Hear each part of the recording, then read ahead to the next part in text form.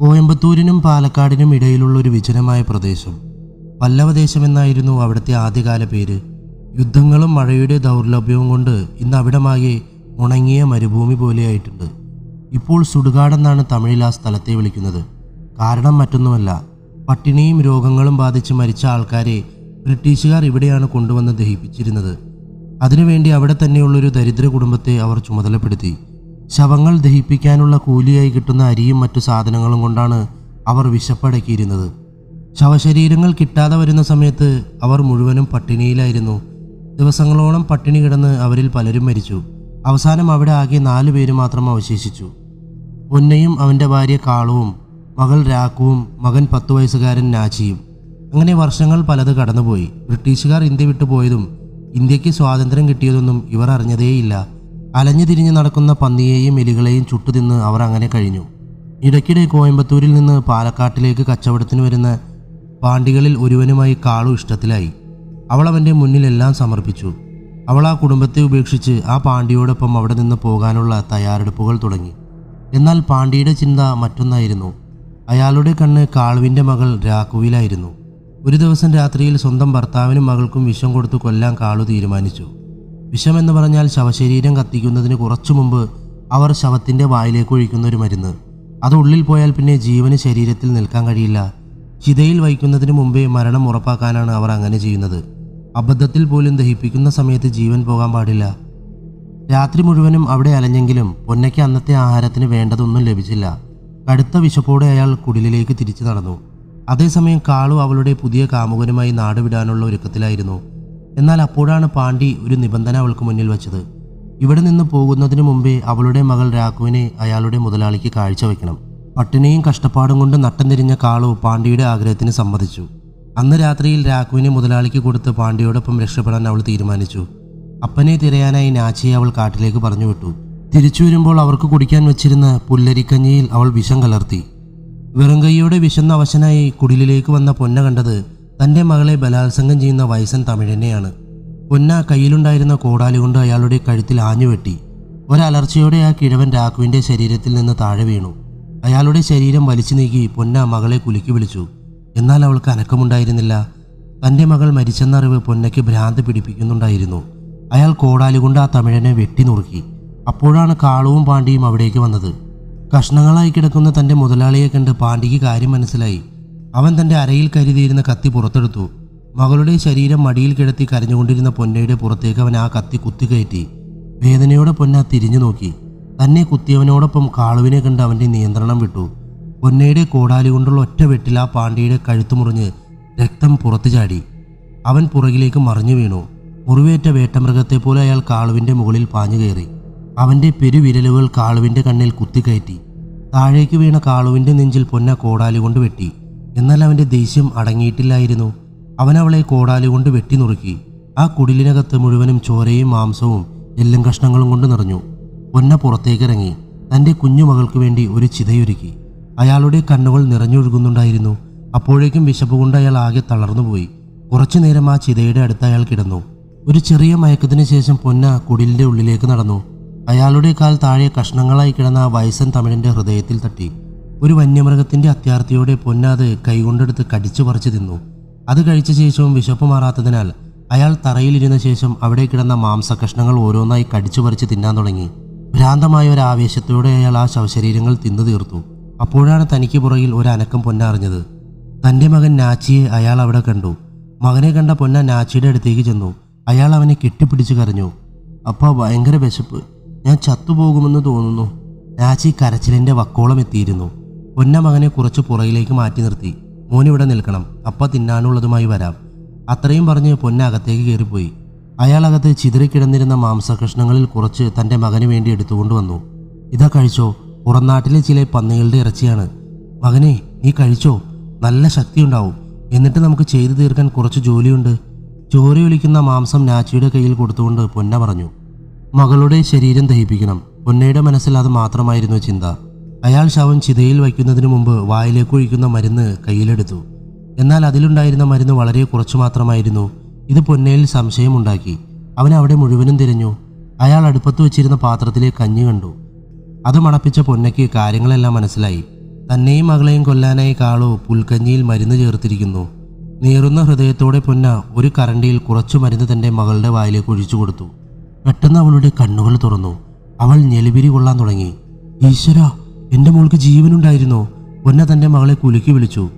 യമദേവനിൽ നിന്ന് പോലും രക്ഷപ്പെട്ടവരെ കൊല്ലാനാണ് ഈ മരുന്ന് ഉപയോഗിക്കുന്നത്.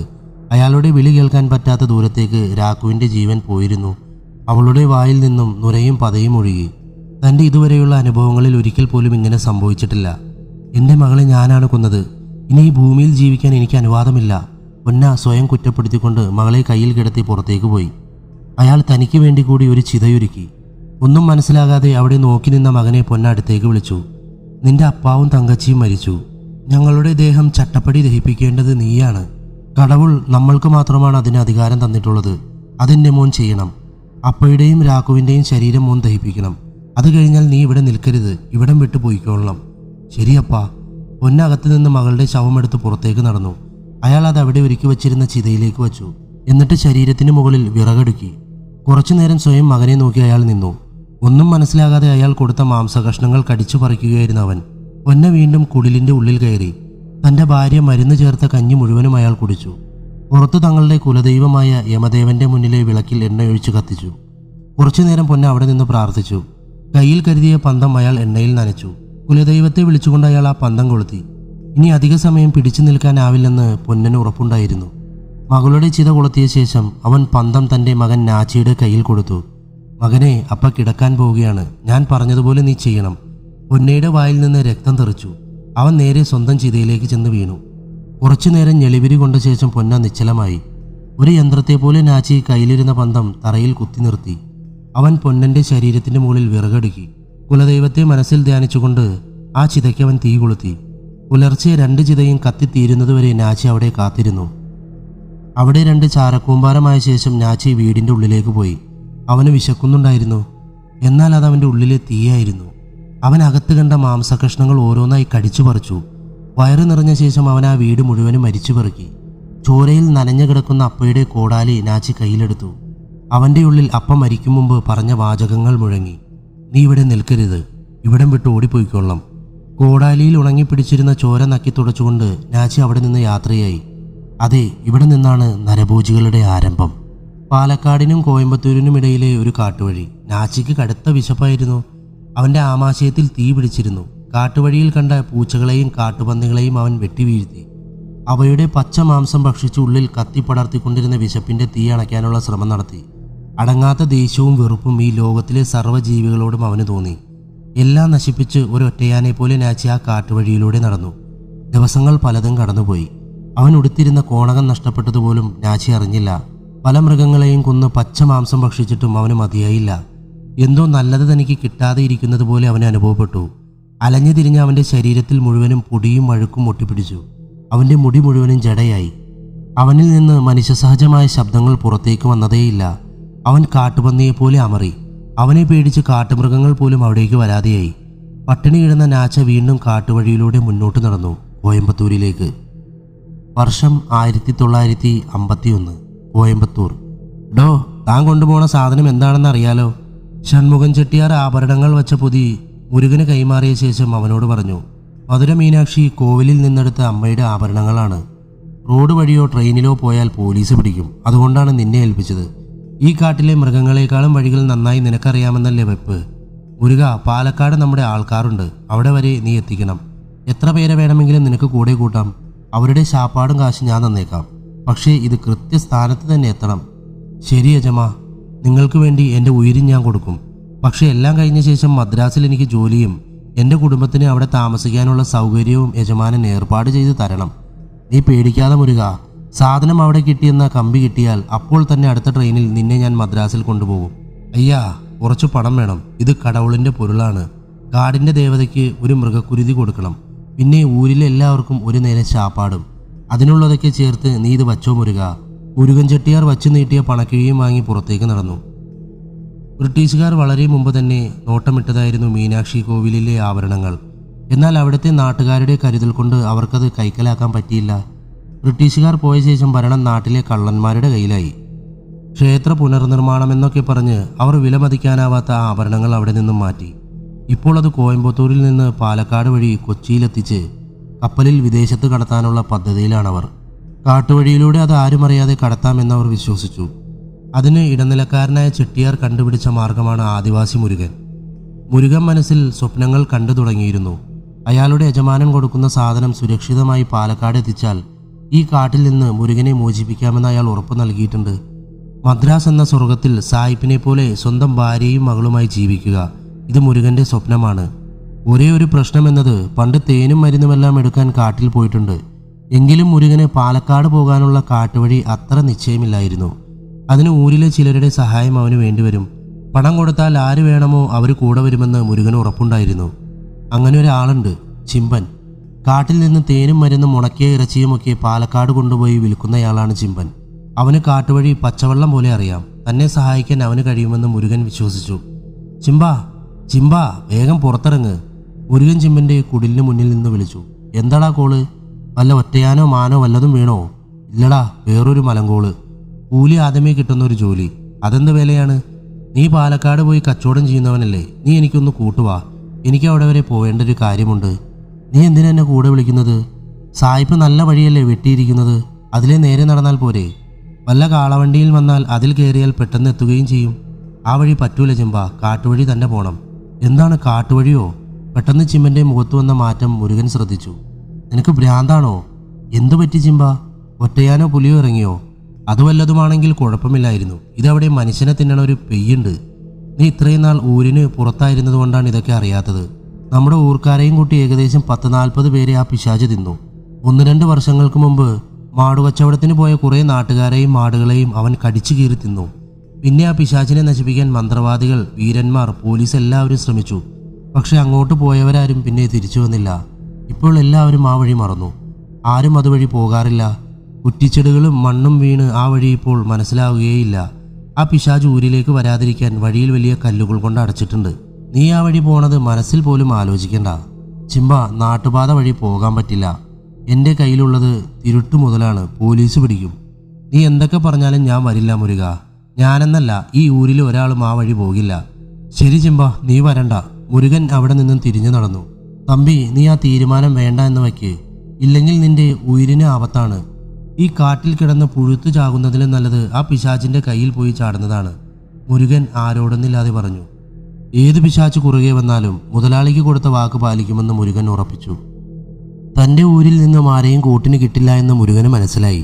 അവൻ സഹായത്തിനായി ചെട്ടിയാരുടെ അടുത്തെത്തി. എനിക്ക് പേടിയില്ല യജമാനെ, പക്ഷേ അവിടെ എന്തെങ്കിലും ഉണ്ടെങ്കിൽ വെറും കൈയോടെ പോയാൽ ചിലപ്പോൾ പെട്ടുപോകും. എനിക്ക് കൂട്ടിനൊരു തോക്ക് കിട്ടിയിരുന്നെങ്കിൽ നന്നായിരുന്നു. ആഹാ, നീ തോക്ക് ഉപയോഗിക്കാറായോ?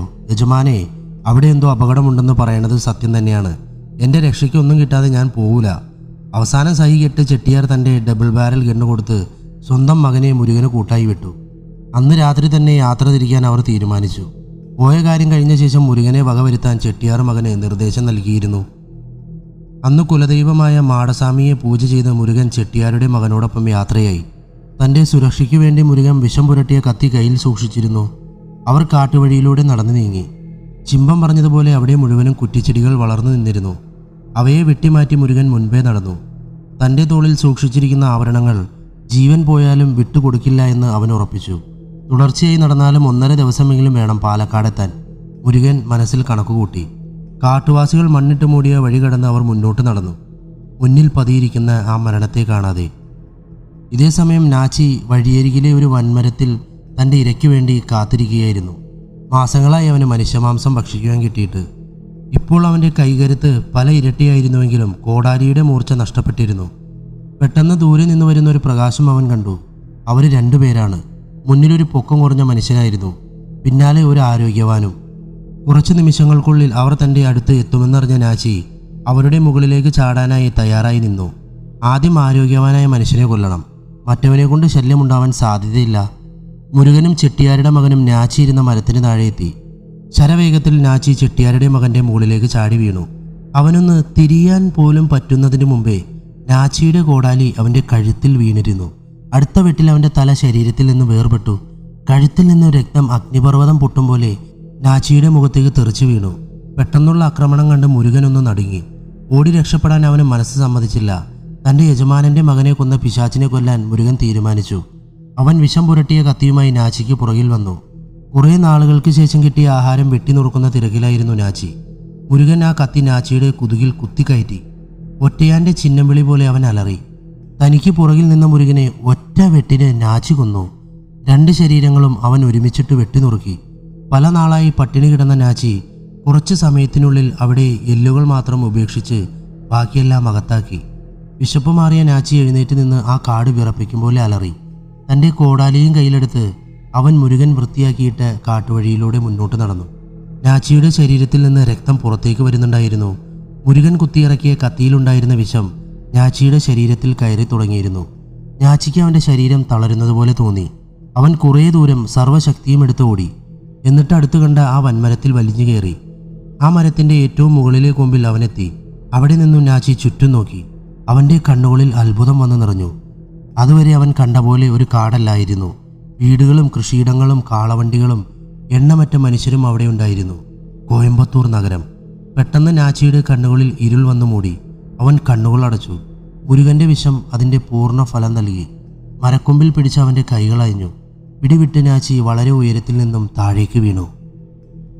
ഫാദർ ബെഞ്ചമിൻ ലോറൻസ് കോയമ്പത്തൂരിലെ ഒരു ചെറിയ ഇടവകയിലെ വികാരിയായിരുന്നു. അതിനോടൊപ്പം ആ നാട്ടിലെ പാവപ്പെട്ട കുട്ടികൾക്ക് വേണ്ടി ഒരു ചെറിയ സ്കൂളും അദ്ദേഹം നടത്തിപ്പോന്നു. ആയുർവേദത്തിലും തമിഴ് മർമ്മ ചികിത്സയിലുമൊക്കെ നിപുണനായിരുന്നു അദ്ദേഹം. പള്ളിയോട് ചേർന്നൊരു ചെറിയ മുറിയിലാണ് ഫാദർ താമസിച്ചിരുന്നത്. എന്നും രാവിലെ കാട്ടിലേക്ക് നടക്കുന്ന ഒരു ശീലം അദ്ദേഹത്തിനുണ്ടായിരുന്നു. കൂടെ സഹായത്തിനായി പള്ളിയുടെ അടുത്ത് താമസിക്കുന്ന ഒരു തമിഴ് പെൺകുട്ടിയും. അന്ന് രാവിലെ ചെറിയ രീതിയിൽ മഞ്ഞുണ്ടായിരുന്നു. കഴുത്തിൽ തൻ്റെ കമ്പിളി കൊണ്ടുള്ള ഷാൾ ധരിച്ച് ഫാദർ നടന്നു തുടങ്ങി. കുറച്ചു ദൂരം കഴിഞ്ഞ ശേഷം ഫാദർ തനിക്ക് മുന്നിൽ ഒരു ശരീരം കണ്ടു. ഫാദർ അതിൻ്റെ അടുത്തേക്ക് ചെന്നു. നഗ്നനായ ഒരു യുവാവായിരുന്നു അത്. അവൻ്റെ തലമുടി മുഴുവനും വളർന്ന് ജട പിടിച്ചിരുന്നു. മുതുകിലൊരു കത്തി തറച്ചിരുന്നു. ഫാദർ അവൻ്റെ കൈ പിടിച്ച് നാടിയിടിപ്പ് നോക്കി. അവൻ്റെ ഹൃദയം മിടിക്കുന്നുണ്ടായിരുന്നു. Oh Jesus! ഫാദർ ദൈവത്തെ സ്തുതിച്ചു. അപ്പോഴേക്കും ഫാദറിൻ്റെ കൂടെ ഉണ്ടായിരുന്ന പെൺകുട്ടി തൻ്റെ ഊരിൽ നിന്നും കുറച്ച് നാട്ടുകാരെ വിളിച്ചുകൊണ്ട് വന്നിരുന്നു. അവർ ആ യുവാവിനെ ചുമന്ന് ഫാദറിൻ്റെ ചികിത്സാലയത്തിലെത്തിച്ചു. ഫാദർ അവൻ്റെ മുതുകിൽ തറച്ചിരുന്ന കത്തി ഊരിയെടുത്തു.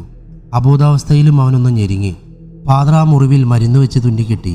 മരത്തിൽ നിന്ന് വീണുള്ള വീഴ്ചയിൽ അവൻ്റെ കാല് രണ്ടും ഒടിഞ്ഞിരുന്നു. ഫാദർ അവൻ്റെ കാലുകളിൽ മരക്കൊമ്പോളും പ്രത്യേകതരം കളിമണ്ണും കൊണ്ട് കെട്ടിവെച്ചു. ഇനി ഇവന് കുറച്ച് വിശ്രമം വേണം. അതിന് നമുക്കെല്ലാവർക്കും ഒന്ന് വെളിയിലേക്ക് നിൽക്കാം, ഫാദർ പറഞ്ഞു. എല്ലാവരും ആ മുറിയിൽ നിന്ന് പുറത്തേക്കിറങ്ങി. അന്ന് രാത്രി ആ യുവാവിന് ബോധം തിരിച്ചു കിട്ടി. അവൻ അവിടെ നിന്ന് രക്ഷപ്പെടാൻ ശ്രമിച്ചുവെങ്കിലും 2 കാലും കെട്ടിവെച്ചതിനാൽ അവൻ എഴുന്നേൽക്കാൻ പോലും കഴിഞ്ഞില്ല. അവൻ അവിടെ കിടന്ന് അലറി വിളിച്ചു. ഫാദർ കുറച്ച് മരുന്നുകളുമായി അവൻ്റെ അടുത്തേക്ക് ചെന്നു. അയാൾ അവൻ്റെ വായിലേക്ക് ആ മരുന്ന് ഇറ്റിച്ചു കൊടുത്തു. പച്ച മാംസം മാത്രം രുചിച്ച് ശീലിച്ച അവൻ്റെ നാവിന് ആ രുചി ഇഷ്ടപ്പെട്ടില്ല. ഫാദർ അവന് കൊടുത്ത കഞ്ഞിയും അവൻ തട്ടിക്കളഞ്ഞു. എന്നാൽ ബുദ്ധിമാനായ ഫാദർ അവനെ നേരെയാക്കാൻ തന്നെ തീരുമാനിച്ചു. അയാൾ അവന് ദിവസങ്ങളോളം ഭക്ഷണം കൊടുത്തില്ല. ആവശ്യത്തിന് വേണ്ട മരുന്നുകൾ അവൻ്റെ വായിലേക്ക് അയാൾ ഒഴിച്ചു കൊടുത്തു. തളർച്ചയും ക്ഷീണവും കൊണ്ട് അവസാനം അവൻ ആ കഞ്ഞി കുടിച്ചു തുടങ്ങി. ദേഷ്യം വന്ന് അലറുന്നതല്ലാതെ ഒരു വാക്കുപോലും അവൻ സംസാരിച്ച് അവിടെയുള്ള ആരും കേട്ടിട്ടില്ല. അവന് മാനസികമായി പ്രശ്നങ്ങളുണ്ടെന്ന് ഫാദർ തിരിച്ചറിഞ്ഞു. അങ്ങനെ മാസങ്ങൾ കടന്നുപോയി. ഫാദറിൻ്റെ പ്രാർത്ഥനയും ചികിത്സയും പരിചരണവും കൊണ്ട് ആ യുവാവ് സാധാരണ ജീവിതത്തിലേക്ക് മടങ്ങി വന്നു. ഫാദർ തൻ്റെ ഒപ്പം അവനെയും കൂട്ടി. ഫാദർ പറയുന്നത് ഇപ്പോൾ അവന് മനസ്സിലാകുമായിരുന്നു. എന്നാൽ അവന് സംസാരിക്കാൻ പറ്റില്ലായിരുന്നു. ആകെ ഒരു വാക്ക് മാത്രമേ അവൻ്റെ വായിൽ നിന്ന് പുറത്തു വന്നുള്ളൂ. നാച്ചി, നാച്ചി, നാച്ചി. നാച്ചിയെ മാമോദിസ മുക്കി ഫാദർ ക്രിസ്ത്യാനിയാക്കി. അവനയാൾ ഒരു പുതിയ പേര് നൽകി, ഇമ്മാനുവൽ ആൻ്റണി. ഫാദർ നാച്ചിയെ സംസാരിക്കാൻ പരിശീലിപ്പിച്ചു. അവനയാൾ പ്രാഥമിക വിദ്യാഭ്യാസം നൽകി. അവൻ പഴയതൊക്കെ പൂർണ്ണമായും മറന്നിരുന്നു. പ്രാർത്ഥനയും പഠനവും ചികിത്സയും നടത്തിയ ആൻ്റണി ആ പള്ളിയിൽ വളർന്നു. അവൻ ആ നാട്ടിലെ എല്ലാവർക്കും പ്രിയപ്പെട്ടവനായി.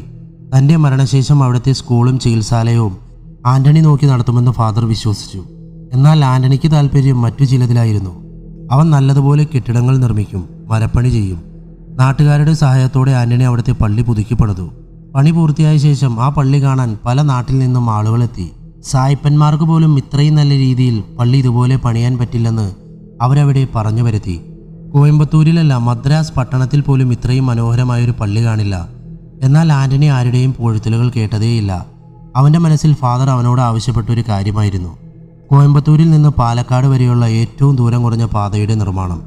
അതിനുവേണ്ട ഒരു പ്രാഥമിക സർവേ ചെയ്തു കൊടുത്താൽ കാര്യം മന്ത്രിസഭാ യോഗത്തിൽ ചർച്ച ചെയ്യാമെന്ന് ഫാദറിന് അവിടുത്തെ ജനപ്രതിനിധി ഉറപ്പു നൽകിയിരുന്നു. ആ വഴി യാഥാർത്ഥ്യമായാൽ പള്ളിക്കും വളരെ ഗുണം ചെയ്യുമെന്ന് ഫാദറിന് ഉറപ്പുണ്ടായിരുന്നു. സർവേയുടെ സാങ്കേതിക വശങ്ങൾ അറിയാത്ത ആന്റണിയെ സഹായിക്കാൻ മിലിറ്ററി എഞ്ചിനീയറിംഗ് സർവീസിൽ നിന്ന് ഒരു എഞ്ചിനീയറെയും സർക്കാർ വിട്ടുകൊടുത്തു. കാരണം കോയമ്പത്തൂർ ഇന്ത്യൻ ആർമിയുടെ ഒരു വലിയ യൂണിറ്റ് തുടങ്ങാൻ ഗവൺമെൻറ് തീരുമാനിച്ചിരുന്നു. ഈ എളുപ്പവഴി സാധ്യമായാൽ അതിൻ്റെ ഏറ്റവും ഗുണം ലഭിക്കുക ആ ആർമി യൂണിറ്റിനാകും. അവർക്ക് എളുപ്പത്തിൽ കേരളത്തിലേക്ക് നീങ്ങാൻ ഈ വഴി സൗകര്യമൊരുക്കും. ദിവസങ്ങളോളം ആന്റണിയും എഞ്ചിനീയറും കാട്ടിലലഞ്ഞു. മുൻപുണ്ടായിരുന്ന കാട്ടുവഴികൾ മുഴുവനും കാട് പിടിച്ച് തിരിച്ചറിയാൻ വയ്യാത്ത നിലയിലായിരുന്നു. കാട്ടിൽ കയറിയ ശേഷം ആന്റണിയുടെ മനസ്സിൽ പഴയ ഓർമ്മകളുടെ ചില ഭാഗങ്ങൾ വന്നുവെങ്കിലും ഫാദർ അവൻ്റെ ഭൂതകാലം മുഴുവനും മരുന്നുകൾ കൊണ്ട് മായ്ച്ചതിനാൽ ഒന്നും കൃത്യമായി അവന് ഓർത്തെടുക്കാൻ കഴിഞ്ഞില്ല. ഏകദേശം 3 മാസം കൊണ്ട് അവർ ആ സർവേ പൂർത്തീകരിച്ചു. ആന്റണി ഉണ്ടാക്കിയ സർവേ റിപ്പോർട്ട് മന്ത്രിസഭ അംഗീകരിച്ചു. ഉടനെ തന്നെ ആ റോഡ് പണിയാനുള്ള ഫണ്ട് അനുവദിക്കാനുള്ള തീരുമാനം മന്ത്രിസഭ പാസാക്കി. അവസാനവട്ട പ്ലാനിങ്ങിനായി ആന്റണി ഒരിക്കൽ കൂടി കാട്ടിൽ കയറി. അവൻ ആ പാതയ്ക്ക് വേണ്ട അവസാന രൂപരേഖ തയ്യാർ ചെയ്തു. എല്ലാം കഴിഞ്ഞ് ആന്റണി തിരിച്ചു വരികയായിരുന്നു. പെട്ടെന്ന് അവൻ്റെ കാലിൽ എന്തോ തടഞ്ഞു. അവനത് കൈകൊണ്ടെടുത്തു. ഒരു കോടാലിയായിരുന്നു. വർഷങ്ങൾക്കു മുമ്പ് അവൻ മനുഷ്യരെ വെട്ടിമുറിച്ചിരുന്ന കോടാലി. കോടാലി തൻ്റെ ബാഗിലാക്കി ആന്റണി വീട്ടിലേക്ക് നടന്നു. 1 മാസത്തിനുള്ളിൽ ആ റോഡിൻ്റെ പണി തുടങ്ങി. മല തുരന്നും പാറപ്പുറത്ത് കല്ല് കെട്ടിയും റോഡ് പണിത് നാട്ടിലെ എഞ്ചിനീയറിംഗ് ജോലിക്കാർക്ക് ശീലമില്ലായിരുന്നു. അതിനാൽ സർക്കാർ അതിർത്തിയിൽ മിന്നൽ വേഗത്തിൽ പാലങ്ങളും റോഡുകളും നിർമ്മിക്കുന്ന മിലിറ്ററി എഞ്ചിനീയറിംഗ് ഗ്രൂപ്പിൻ്റെ സഹായവും തേടി.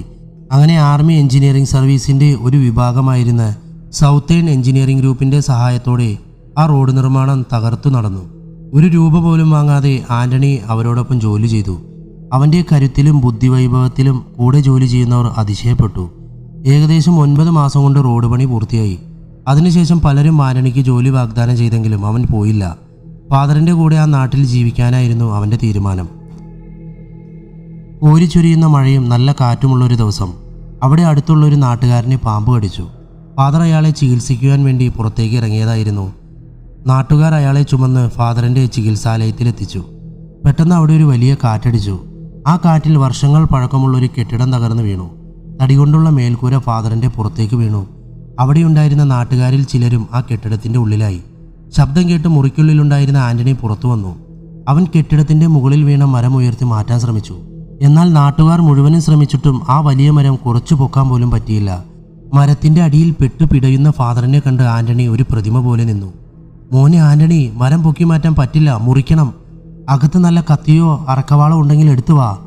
ആന്റണി മുറിക്കുള്ളിലേക്ക് പാഞ്ഞു കയറി. അവിടെ ഉണ്ടായിരുന്ന വെട്ടുകത്തിയും എടുത്തവൻ പുറത്തേക്ക് പാഞ്ഞു. അവിടെ നിന്നൊരു നാട്ടുകാരൻ ആന്റണിയോടൊപ്പം വീടിൻ്റെ ഉള്ളിൽ കയറിയിരുന്നു. ആ മോനെ ആന്റണി, ഇത്രയും നല്ല സാധനം ഉണ്ടായിട്ടാണോ തേങ്ങ മുറിക്കാൻ പറ്റാത്ത ഈ വെട്ടുകത്തിയുമായി നീ പോണത്? ആന്റണി അയാളെ നോക്കി. അവൻ്റെ കണ്ണുകൾ പുറത്തേക്ക് തള്ളി വന്നു. 100 കണക്കിന് മനുഷ്യ ശരീരങ്ങൾ വെട്ടിനുറുക്കിയ അവൻ്റെ സ്വന്തം കോടാലി. ആന്റണി ആ കോടാലി പിടിച്ചു വാങ്ങി. അവൻ അതുകൊണ്ട് ആ മരം വെട്ടിമുറിക്കാൻ തുടങ്ങി. മരം മുറിച്ചുകൊണ്ടിരുന്നപ്പോൾ ആന്റണിയുടെ വേഗവും വെപ്രാളവും നാട്ടുകാർക്ക് അത്ഭുതം ജനിപ്പിച്ചു. അവൻ പ്രേതം പിടിച്ച പോലെ വെട്ടുകയായിരുന്നു. അതെ, അവനിൽ നിന്ന് നഷ്ടമായ ആ നരഭോജിയുടെ പ്രേതം. മരം മുറിച്ച് ഫാദറിനെ പുറത്തെടുത്തുവെങ്കിലും ആന്റണിക്ക് അയാളുടെ ജീവൻ രക്ഷിക്കാനായില്ല. തനിക്ക് സ്വന്തമെന്ന് പറയാൻ ആകെ പറയാനുണ്ടായിരുന്ന ഫാദറിൻ്റെ മരണം ആന്റണിയെ വല്ലാതെ പിടിച്ചുലച്ചു. പിന്നെ ആ വീടിൻ്റെ വാതിൽ ഒരു രോഗികൾക്ക് വേണ്ടിയും തുറന്നില്ല. ഇപ്പോൾ ആന്റണി ആരോടും മിണ്ടാറില്ല. രാവും പകലും ഫാദറിൻ്റെ മുകളിൽ വീണ മരത്തെ നുറുക്കുകയായിരുന്നു അവൻ. അവൻ്റെ ആ അവസ്ഥയിൽ ആ നാട്ടിൽ എല്ലാവർക്കും വിഷമമുണ്ടായിരുന്നു. പലരും അവനോട് സംസാരിക്കാൻ ശ്രമിച്ചുവെങ്കിലും അവൻ അവരിൽ നിന്ന് ഒഴിഞ്ഞു മാറി. മാസങ്ങൾ കടന്നുപോയി. അപ്പോഴേക്കും ആന്റണി താടി നീട്ടി വളർത്തിയ ജട പിടിച്ച മുടിയുള്ള ഒരു അസ്ഥിക്കൂടമായി മാറിയിരുന്നു. ദിവസങ്ങളോളം അവൻ പട്ടിണി കിടന്നു. ഈ ലോകത്തോട് അവന് വെറുപ്പും പേടിയുമായിരുന്നു. പെട്ടെന്നൊരു ദിവസം ഉറക്കത്തിൽ ആന്റണി ഒരു സ്വപ്നം കണ്ടു. ഫാദർ ബെഞ്ചമിനായിരുന്നു അവൻ്റെ സ്വപ്നത്തിൽ. ആന്റണിയുടെ ഈ അവസ്ഥ കണ്ട ഫാദർ അവനെ ഒരുപാട് വഴക്ക് പറഞ്ഞു. ദൈവവും ചർച്ചുമായും എന്തെങ്കിലും പ്രശ്നമുണ്ടെങ്കിൽ നീ നിനക്ക് ഇഷ്ടപ്പെട്ട ജോലി ചെയ്യണം. നിനക്ക് ഈ പാതിരിയുടെയും കപ്പ്യാരുടെയും വേഷം ചേരില്ല. ദൈവം നിനക്ക് വേണ്ടി തിരഞ്ഞെടുത്ത വഴി മറ്റെന്തോ ആണ്. അത് കണ്ടുപിടിക്കേണ്ടത് നീയാണ്. ഫാദറിൻ്റെ രൂപം ആന്റണിക്ക് മുന്നിൽ നിന്ന് മാഞ്ഞുപോയി, കൂടെ അവൻ്റെ ഉറക്കവും. ഉറങ്ങി എഴുന്നേറ്റ ആന്റണി പലതും ചിന്തിച്ചുറപ്പിച്ചിരുന്നു. ഈ നാട്ടിൽ നിന്ന് പോകാതെ ഫാദറിൻ്റെ ഓർമ്മകൾ അവനെ വിട്ടുമാറില്ല എന്ന് അവന് ഉറപ്പുണ്ടായിരുന്നു. ആന്റണി അന്ന് വീട് മുഴുവനും വൃത്തിയാക്കി. മാസങ്ങളായി അവിടെ ഉണ്ടായിരുന്ന പൊടിയും മാറാലയും അവൻ തുടച്ചു നീക്കി. പോകുന്നതിന് മുമ്പ് വീടും പള്ളിയും പൂട്ടി താക്കോൽ കപ്പ്യാരെ ഏൽപ്പിക്കണമെന്ന് അവൻ തീർച്ചപ്പെടുത്തി. സാധനങ്ങൾ വാരി ഒതുക്കിക്കൊണ്ടിരുന്നപ്പോഴാണ് ആന്റണി അവൻ തയ്യാർ ചെയ്ത ആ സർവേയുടെ വിവരങ്ങൾ കുറിച്ചു വെച്ച ഡയറി കണ്ടത്. അവനത് തുറന്നു. പെട്ടെന്ന് അതിൽ കണ്ട ഒരു പോസ്റ്റ് കാർഡിലേക്ക് അവൻ്റെ ശ്രദ്ധ പോയി. അവൻ്റെ ഒപ്പം സർവേയിലുണ്ടായിരുന്ന ഗോവക്കാരൻ ക്യാപ്റ്റൻ ഫെർണാണ്ടസിൻ്റെ കത്തായിരുന്നു അത്. ഓഗസ്റ്റ് 13, 1959. പ്രിയപ്പെട്ട ആന്റണി, നിന്നോടൊപ്പമുണ്ടായിരുന്ന ആ മാസങ്ങൾ എനിക്ക് വളരെ വിലപ്പെട്ടതായിരുന്നു. എല്ലാം പഠിച്ചു കഴിഞ്ഞെന്ന് അഹങ്കരിച്ചിരുന്ന എനിക്ക് പലയിടത്തും പ്രാഥമിക വിദ്യാഭ്യാസം പോലുമില്ലാത്ത നിന്റെ ആവശ്യം വന്നു. നീ ഈ ഗ്രാമത്തിൽ ജീവിച്ചു മരിക്കേണ്ടവനല്ല. നിന്റെ കഴിവ് ഈ രാജ്യത്തിന് വേണം. ഇന്ത്യൻ ആർമിയുടെ എഞ്ചിനീയറിംഗ് വിഭാഗത്തിലേക്ക് നിന്നെ ഞാൻ സ്വാഗതം ചെയ്യുന്നു. നിനക്ക് വേണ്ടി ഞാൻ അവിടെ ശുപാർശ ചെയ്യാം. കോയമ്പത്തൂർ നഗരത്തിൽ വരുമ്പോൾ എന്നെ കാണാൻ മറക്കരുത്. ഈ കത്തിൽ കാണുന്നതാണ് എൻ്റെ വിലാസം എന്ന് സ്നേഹത്തോടെ ക്യാപ്റ്റൻ ഫെർണാണ്ടസ്. ഫാദറിനെ അവിടെ വിട്ടുപോകാൻ മടിയുണ്ടായതിനാൽ ആന്റണി ആ കത്ത് ഒളിപ്പിച്ചു വച്ചതായിരുന്നു. എന്നാൽ ഇപ്പോൾ അവൻ തൻ്റെ ഭാവി തീരുമാനിച്ചു കഴിഞ്ഞിരുന്നു. പോകും മുമ്പേ ക്യാപ്റ്റൻ കൂടെ വരാൻ വിളിച്ചതായിരുന്നു. എന്നാൽ ഇപ്പോഴാണ് കർത്താവ് അതിനുള്ള സമയം തീരുമാനിച്ചത്. ആന്റണി വീട് വൃത്തിയാക്കിയ ശേഷം തൻ്റെ വസ്ത്രങ്ങൾ ഒരു ബാഗിൽ നിറച്ചു. അവസാനമായി ഫാദറിൻ്റെ കുഴിമാടത്തിലേക്ക് പോയി കുറച്ചു നേരം പ്രാർത്ഥിച്ചു. അവൻ്റെ കണ്ണുകൾ നനഞ്ഞിരുന്നു. ഇനിയും അവിടെ നിന്നാൽ ആ വീട് വിട്ടുപോകാൻ കഴിയില്ലെന്ന് ആന്റണിക്ക് മനസ്സിലായി. ചങ്കുപൊട്ടുന്ന വേദനയോടെ അവൻ തിരിഞ്ഞു നടന്നു. പെട്ടെന്നാണ് അവൻ്റെ മുന്നിൽ ആ പഴയ കോടാലി വന്നത്. അവൻ അതിനെ കാലുകൊണ്ട് തട്ടി നീക്കി. അതുമായി എന്തോ ഒരു ബന്ധം ആന്റണിക്ക് തോന്നി. അവൻ അതും എടുത്ത് ബാഗിൽ വെച്ചു. എന്താണ് കുഞ്ഞെ വരാൻ പറഞ്ഞത്? പള്ളിയിലെ കപ്പ്യാരായിരുന്നു. ഞാൻ ഇവിടം വിട്ടു പോവുകയാണ്. ഇനിയൊരു തിരിച്ചുവരവുണ്ടാകില്ല. നിങ്ങളാണ് ഇതിനി നോക്കി നടത്തേണ്ടത്. താക്കോൽക്കൂട്ടം കപ്പ്യാരെ ഏൽപ്പിച്ച ആന്റണി നടന്നു തുടങ്ങി. പുതിയ ലക്ഷ്യം തേടി. ബസ്സും കാളവണ്ടിയും ഒന്നും കിട്ടാത്തതിനാൽ ആന്റണിക്ക് 3 ദിവസം വേണ്ടി വന്നു കോയമ്പത്തൂർ നഗരത്തിലെത്താൻ. വലിയ കടകളും റോഡും മോട്ടോർ വണ്ടികളും സൈക്കിൾ റിക്ഷക്കാരും ജനത്തിരക്കുമൊക്കെ ആന്റണിക്ക് പുതുമ നിറഞ്ഞതായിരുന്നു. നടന്ന് നടന്ന് അവനാകെ തളർന്ന അവശനായിരുന്നു. ആന്റണി തൻ്റെ മുന്നിൽ കണ്ടൊരു ഭക്ഷണശാലയിലേക്ക് കയറി. ഫാദറിൻ്റെ മരണത്തിന് ശേഷം ആഹാരത്തിൻ്റെ രുചി അവൻ നോക്കാറില്ലായിരുന്നു. കയ്യിൽ കിട്ടിയതെന്തും ജീവൻ നിലനിർത്താൻ വേണ്ടി അവൻ കഴിക്കുകയായിരുന്നു. അവൻ്റെ മുൻപിൽ കൊണ്ടുവച്ച ഇഡ്ഡലിയും ചൂടാവി പറക്കുന്ന സാമ്പാറും ആന്റണി ആസ്വദിച്ചു കഴിച്ചു. ഭക്ഷണം കഴിച്ചു കഴിഞ്ഞതും അവൻ്റെ മനസ്സൊന്ന് തണുത്തു. അവൻ കൈ കഴുകി പുറത്തേക്ക് വന്നു. പെട്ടെന്ന് അവൻ ഞെട്ടിത്തെരിച്ചുപോയി. ആ മേശയ്ക്ക് താഴെ വച്ചിരുന്ന അവൻ്റെ ബാഗ് കാണാനില്ല. അവൻ ആ ഹോട്ടൽ മുഴുവനും തിരഞ്ഞുവെങ്കിലും ഫലമുണ്ടായില്ല. നഗരത്തിലെ ചതിക്കുഴികളെക്കുറിച്ച് ആന്റണിക്ക് ഒന്നും അറിയില്ലായിരുന്നു. താൻ എന്തൊരു മണ്ടനാ! ആരെങ്കിലും വിലപിടിപ്പുള്ള സാധനങ്ങൾ ആ മേശയിൽ വെച്ചിട്ട് പോകുമോ? ഈ നഗരം മുഴുവനും കള്ളന്മാരല്ലേ? സായിപ്പുണ്ടായിരുന്നപ്പോൾ ഒന്നുമില്ലെങ്കിലും ഈ കള്ളന്മാരുടെ ശല്യം കുറച്ച് കുറവുണ്ടായിരുന്നു. പോയത് പോയി സാർ. വേറെ കാശ് വല്ലതും വെച്ചിട്ടുണ്ടോ? കഴിച്ച സാധനത്തിൻ്റെ പൈസ തരാതെ ഞാൻ വിടില്ല കേട്ടോ.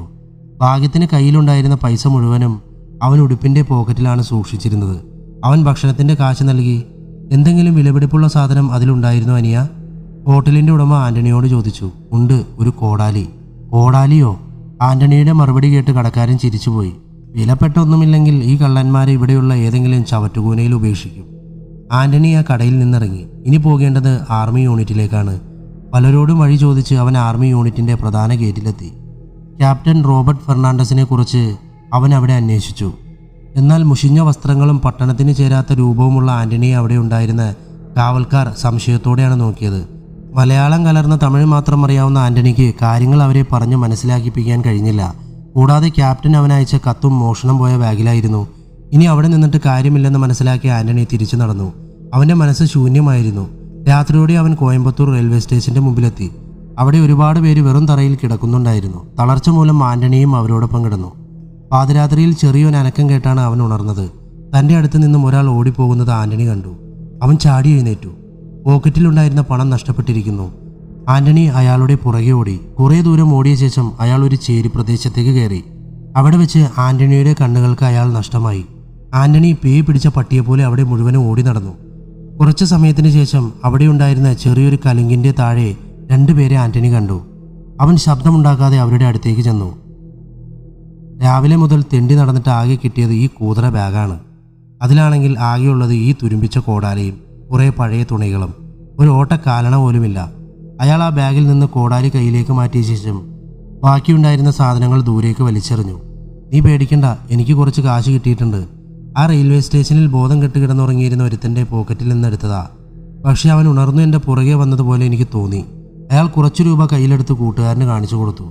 പെട്ടെന്നാണ് 7 അടി പൊക്കമുള്ളൊരു കറുത്ത രൂപം അവർക്ക് മുന്നിൽ പ്രത്യക്ഷപ്പെട്ടത്. ആന്റണി. അവൻ ഒരു കള്ളനെ കഴുത്തിൽ തൂക്കിയെടുത്തു. ദുരൈ, വെട്ടിക്കൊല്ലട ഇവനെ! ആന്റണിയുടെ കയ്യിൽ കിടന്ന് പിടയുന്ന സമയം അയാൾ വിളിച്ചുകൂവി. ദുരൈ സമയം പാഴാക്കാതെ ആ കോടാലി ആന്റണിയുടെ കഴുത്തിന് നേരെ വീശി. പെട്ടെന്ന് 1000 മാനസിക വിസ്ഫോടനങ്ങൾ ഒരുമിച്ച് ആന്റണിയുടെ തലയിലുണ്ടായി. അവൻ ആ കോടാലി പിടിച്ചു വാങ്ങി. ആന്റണിയുടെ ഒറ്റ വെട്ടിൽ ഒരു കള്ളൻ്റെ തല മുറിഞ്ഞ് താഴെ വീണു. ഡാമിൻ്റെ ഷട്ടർ തുറക്കും പോലെ രക്തം പ്രവഹിച്ചു. അയ്യോ, ആരെങ്കിലും രക്ഷിക്കണേ! രണ്ടാമത്തെ കള്ളൻ അലറി വിളിച്ചുകൊണ്ട് ഓടി രക്ഷപ്പെട്ടു. ആന്റണി അവൻ്റെ കയ്യിലിരുന്ന കോടാലിയിലേക്ക് നോക്കി. അവൻ്റെ കൈ വിറയ്ക്കുന്നുണ്ടായിരുന്നു. ആരും കാണുന്നതിന് മുമ്പ് ഈ ശരീരം മറവ് ചെയ്യണം. അവൻ ഒരു കൈയിൽ കോടാലിയും എടുത്ത് മറ്റേ കൈകൊണ്ട് ആ കള്ളൻ്റെ ശരീരം വലിച്ചു മുന്നോട്ട് നടന്നു. എത്ര നേരം നടന്നു എന്ന് ആന്റണിക്ക് മനസ്സിലായില്ല. തൻ്റെ പുറകിൽ ഒരു വെളിച്ചം വരുന്നത് അവൻ കണ്ടു. വെളുത്തവാവായിട്ട് പോലും കാർമേഘങ്ങൾ ചന്ദ്രൻ്റെ പ്രകാശം മറച്ചതിനാൽ ചുറ്റുമുള്ളതൊന്നും അവന് കാണാൻ കഴിഞ്ഞില്ല. ഇനിയും ഈ ശരീരം കൊണ്ടുപോകുന്നത് ഉചിതമല്ല. ആന്റണി രണ്ടും കൽപ്പിച്ച് തൻ്റെ കോടാലി കൊണ്ട് ആ ശരീരത്തിൽ തുടരെ വെട്ടി. നിർത്തൂ, അതിനെ മലിനമാക്കല്ലേ. പെട്ടെന്ന് ഒരു ശബ്ദം ആന്റണിയുടെ പുറകിൽ നിന്നും കേട്ടു. അവൻ ഞെട്ടിത്തിരിഞ്ഞു നോക്കി. ആരാണ് നീ? വേഗം ഇവിടെ നിന്ന് പോയില്ലെങ്കിൽ നിന്നെയും ഞാൻ കൊല്ലും. എന്നെ കൊല്ലണ്ട അനിയ, നിന്നെ സഹായിക്കാൻ വേണ്ടിയാണ് ഞാൻ വന്നത്. ഈ ശവം എനിക്ക് തന്നേക്ക്, ഞാൻ നോക്കിക്കോളാം ബാക്കിയെല്ലാം. ഇരുട്ടിൽ ആന്റണിക്ക് അയാളെ വ്യക്തമായി കാണാൻ സാധിച്ചില്ല. ഒരു പൊക്കം കുറഞ്ഞ കൂനനെ പോലെ തോന്നിച്ചു. നീ പൊയ്ക്കോ, നാളെ ആർക്കും ഇവൻ്റെ ശരീരത്തിൻ്റെ പൊടി പോലും കിട്ടില്ല. എന്തായാലും ഈ ഇരുട്ടിൽ നിൽക്കുന്നത് അപകടമാണ്. ആന്റണി പതുക്കെ ആ ശവം അവിടെ ഉപേക്ഷിച്ച് തിരിച്ചു നടന്നു. പക്ഷെ അവൻ്റെ ഉള്ളിൽ വന്നത് ആരാണെന്ന് അറിയാനുള്ള ജിജ്ഞാസയുണ്ടായിരുന്നു. കുറച്ചു ദൂരം നടന്ന ശേഷം ഒരു മരത്തിൻ്റെ മുകളിൽ കയറി ഇലകളുടെ മറ പറ്റിയിരുന്നു. അപ്പോഴേക്കും കാർമേഘങ്ങൾ ഇരുണ്ടുകൂടി മഴ പെയ്യാൻ തുടങ്ങിയിരുന്നു. മഴയോടൊപ്പം വലിയ കാറ്റും വന്നു. ആ കാറ്റിൽ ആകാശത്ത് ഇരുണ്ടുമൂടിയ കാർമേഘങ്ങൾ നീങ്ങി തുടങ്ങി. പൂർണ്ണചന്ദ്രൻ്റെ പ്രകാശം അവിടെ നിറഞ്ഞു. ആ ശവത്തിന് എന്താണ് പറ്റിയതെന്ന് അറിയാൻ ആന്റണി അവിടേക്ക് നോക്കി. അവൻ്റെ കണ്ണുകളെ വിശ്വസിക്കാൻ കഴിഞ്ഞില്ല. തലമുടി മുഴുവനും ജട പിടിച്ച ഒരു വൃദ്ധൻ താൻ വെട്ടിക്കീറിയ ശവശരീരം കടിച്ചു പറിച്ച് തിന്നുന്നു. അയാളുടെ വായിൽ നിന്നും രക്തം ശരീരത്തിലേക്ക് ഇറ്റിറ്റ് വീഴുന്നുണ്ട്. ആന്റണിക്ക് തൻ്റെ ബോധം നഷ്ടപ്പെടുന്നത് പോലെ അനുഭവപ്പെട്ടു. മരക്കൊമ്പുകളിൽ പിടിച്ചിരുന്ന അവൻ്റെ കൈ അയഞ്ഞു തുടങ്ങി. എന്നാൽ പെട്ടെന്ന് തന്നെ തൻ്റെ ബോധം തിരിച്ചു കിട്ടിയതിനാൽ അവൻ താഴേക്ക് വീഴാതെ പിടിച്ചു നിന്നു. പക്ഷേ ഈ ശബ്ദം ആ മനുഷ്യൻ കേട്ടിരുന്നു. അയാൾ ആന്റണി ഒളിച്ചിരുന്ന മരത്തിലേക്ക് നോക്കി. പെട്ടെന്നൊരു മിന്നൽ അവിടെ പ്രകാശപൂരിതമാക്കി. ആ വെട്ടത്തിൽ ആന്റണി അയാളുടെ മുഖം വ്യക്തമായി കണ്ടു. അയാളുടെ വെള്ളിക്കണ്ണുകളുള്ള തിളക്കം അവനെ പേടിപ്പിച്ചു. എന്നാൽ അപ്പോഴേക്കും ആ വെള്ളിക്കണ്ണുകൾ ആന്റണിയെ തിരിച്ചറിഞ്ഞിരുന്നു. ഒരു നിമിഷം തീറ്റ മതിയാക്കി ആ വൃദ്ധൻ ആന്റണിയെ തൻ്റെ അടുത്തേക്ക് വിളിച്ചു.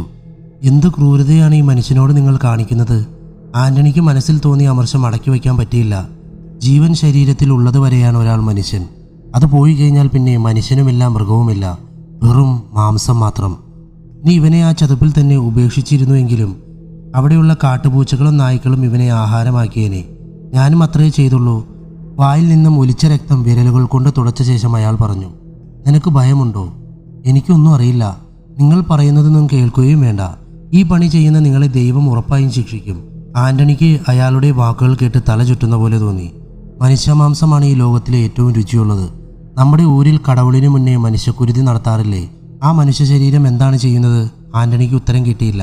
പ്രസാദം, കടവുൾ കൊടുത്ത പ്രസാദം. നീ ഇത് തിന്ന്. ഇവൻ്റെ ഹൃദയമാണ് ഏറ്റവും രുചിയുള്ള ശരീരഭാഗം. അമർത്തി നോക്കിയാൽ മിടിക്കുന്ന പോലെ തോന്നിക്കും. അയാളെ രക്തത്തിൽ നനഞ്ഞ മാംസപിണ്ഡം ആന്റണിക്ക് നേരെ വെച്ച് നീട്ടി. അവൻ രണ്ട് കൈയും കൊണ്ടും അയാളോട് വേണ്ട എന്ന ആംഗ്യം കാണിച്ചു. തൻ്റെ ഭൂതകാലത്തിൽ പറ്റിപ്പിടിച്ച മനുഷ്യരക്തക്കറ വീണ്ടും തെളിഞ്ഞു വരുന്നത് അവൻ അറിഞ്ഞു. നീ സാധാരണ മനുഷ്യനല്ല തമ്പി. നൂറുകണക്കിന് മനുഷ്യൻ്റെ പച്ചമാംസം കഴിച്ചവനാണ് നീ. ഈ കാലഘട്ടത്തിലെ നരഭോജികളുടെ ആരംഭം തന്നെ നിന്നിലൂടെ നടന്നിരിക്കുന്നു.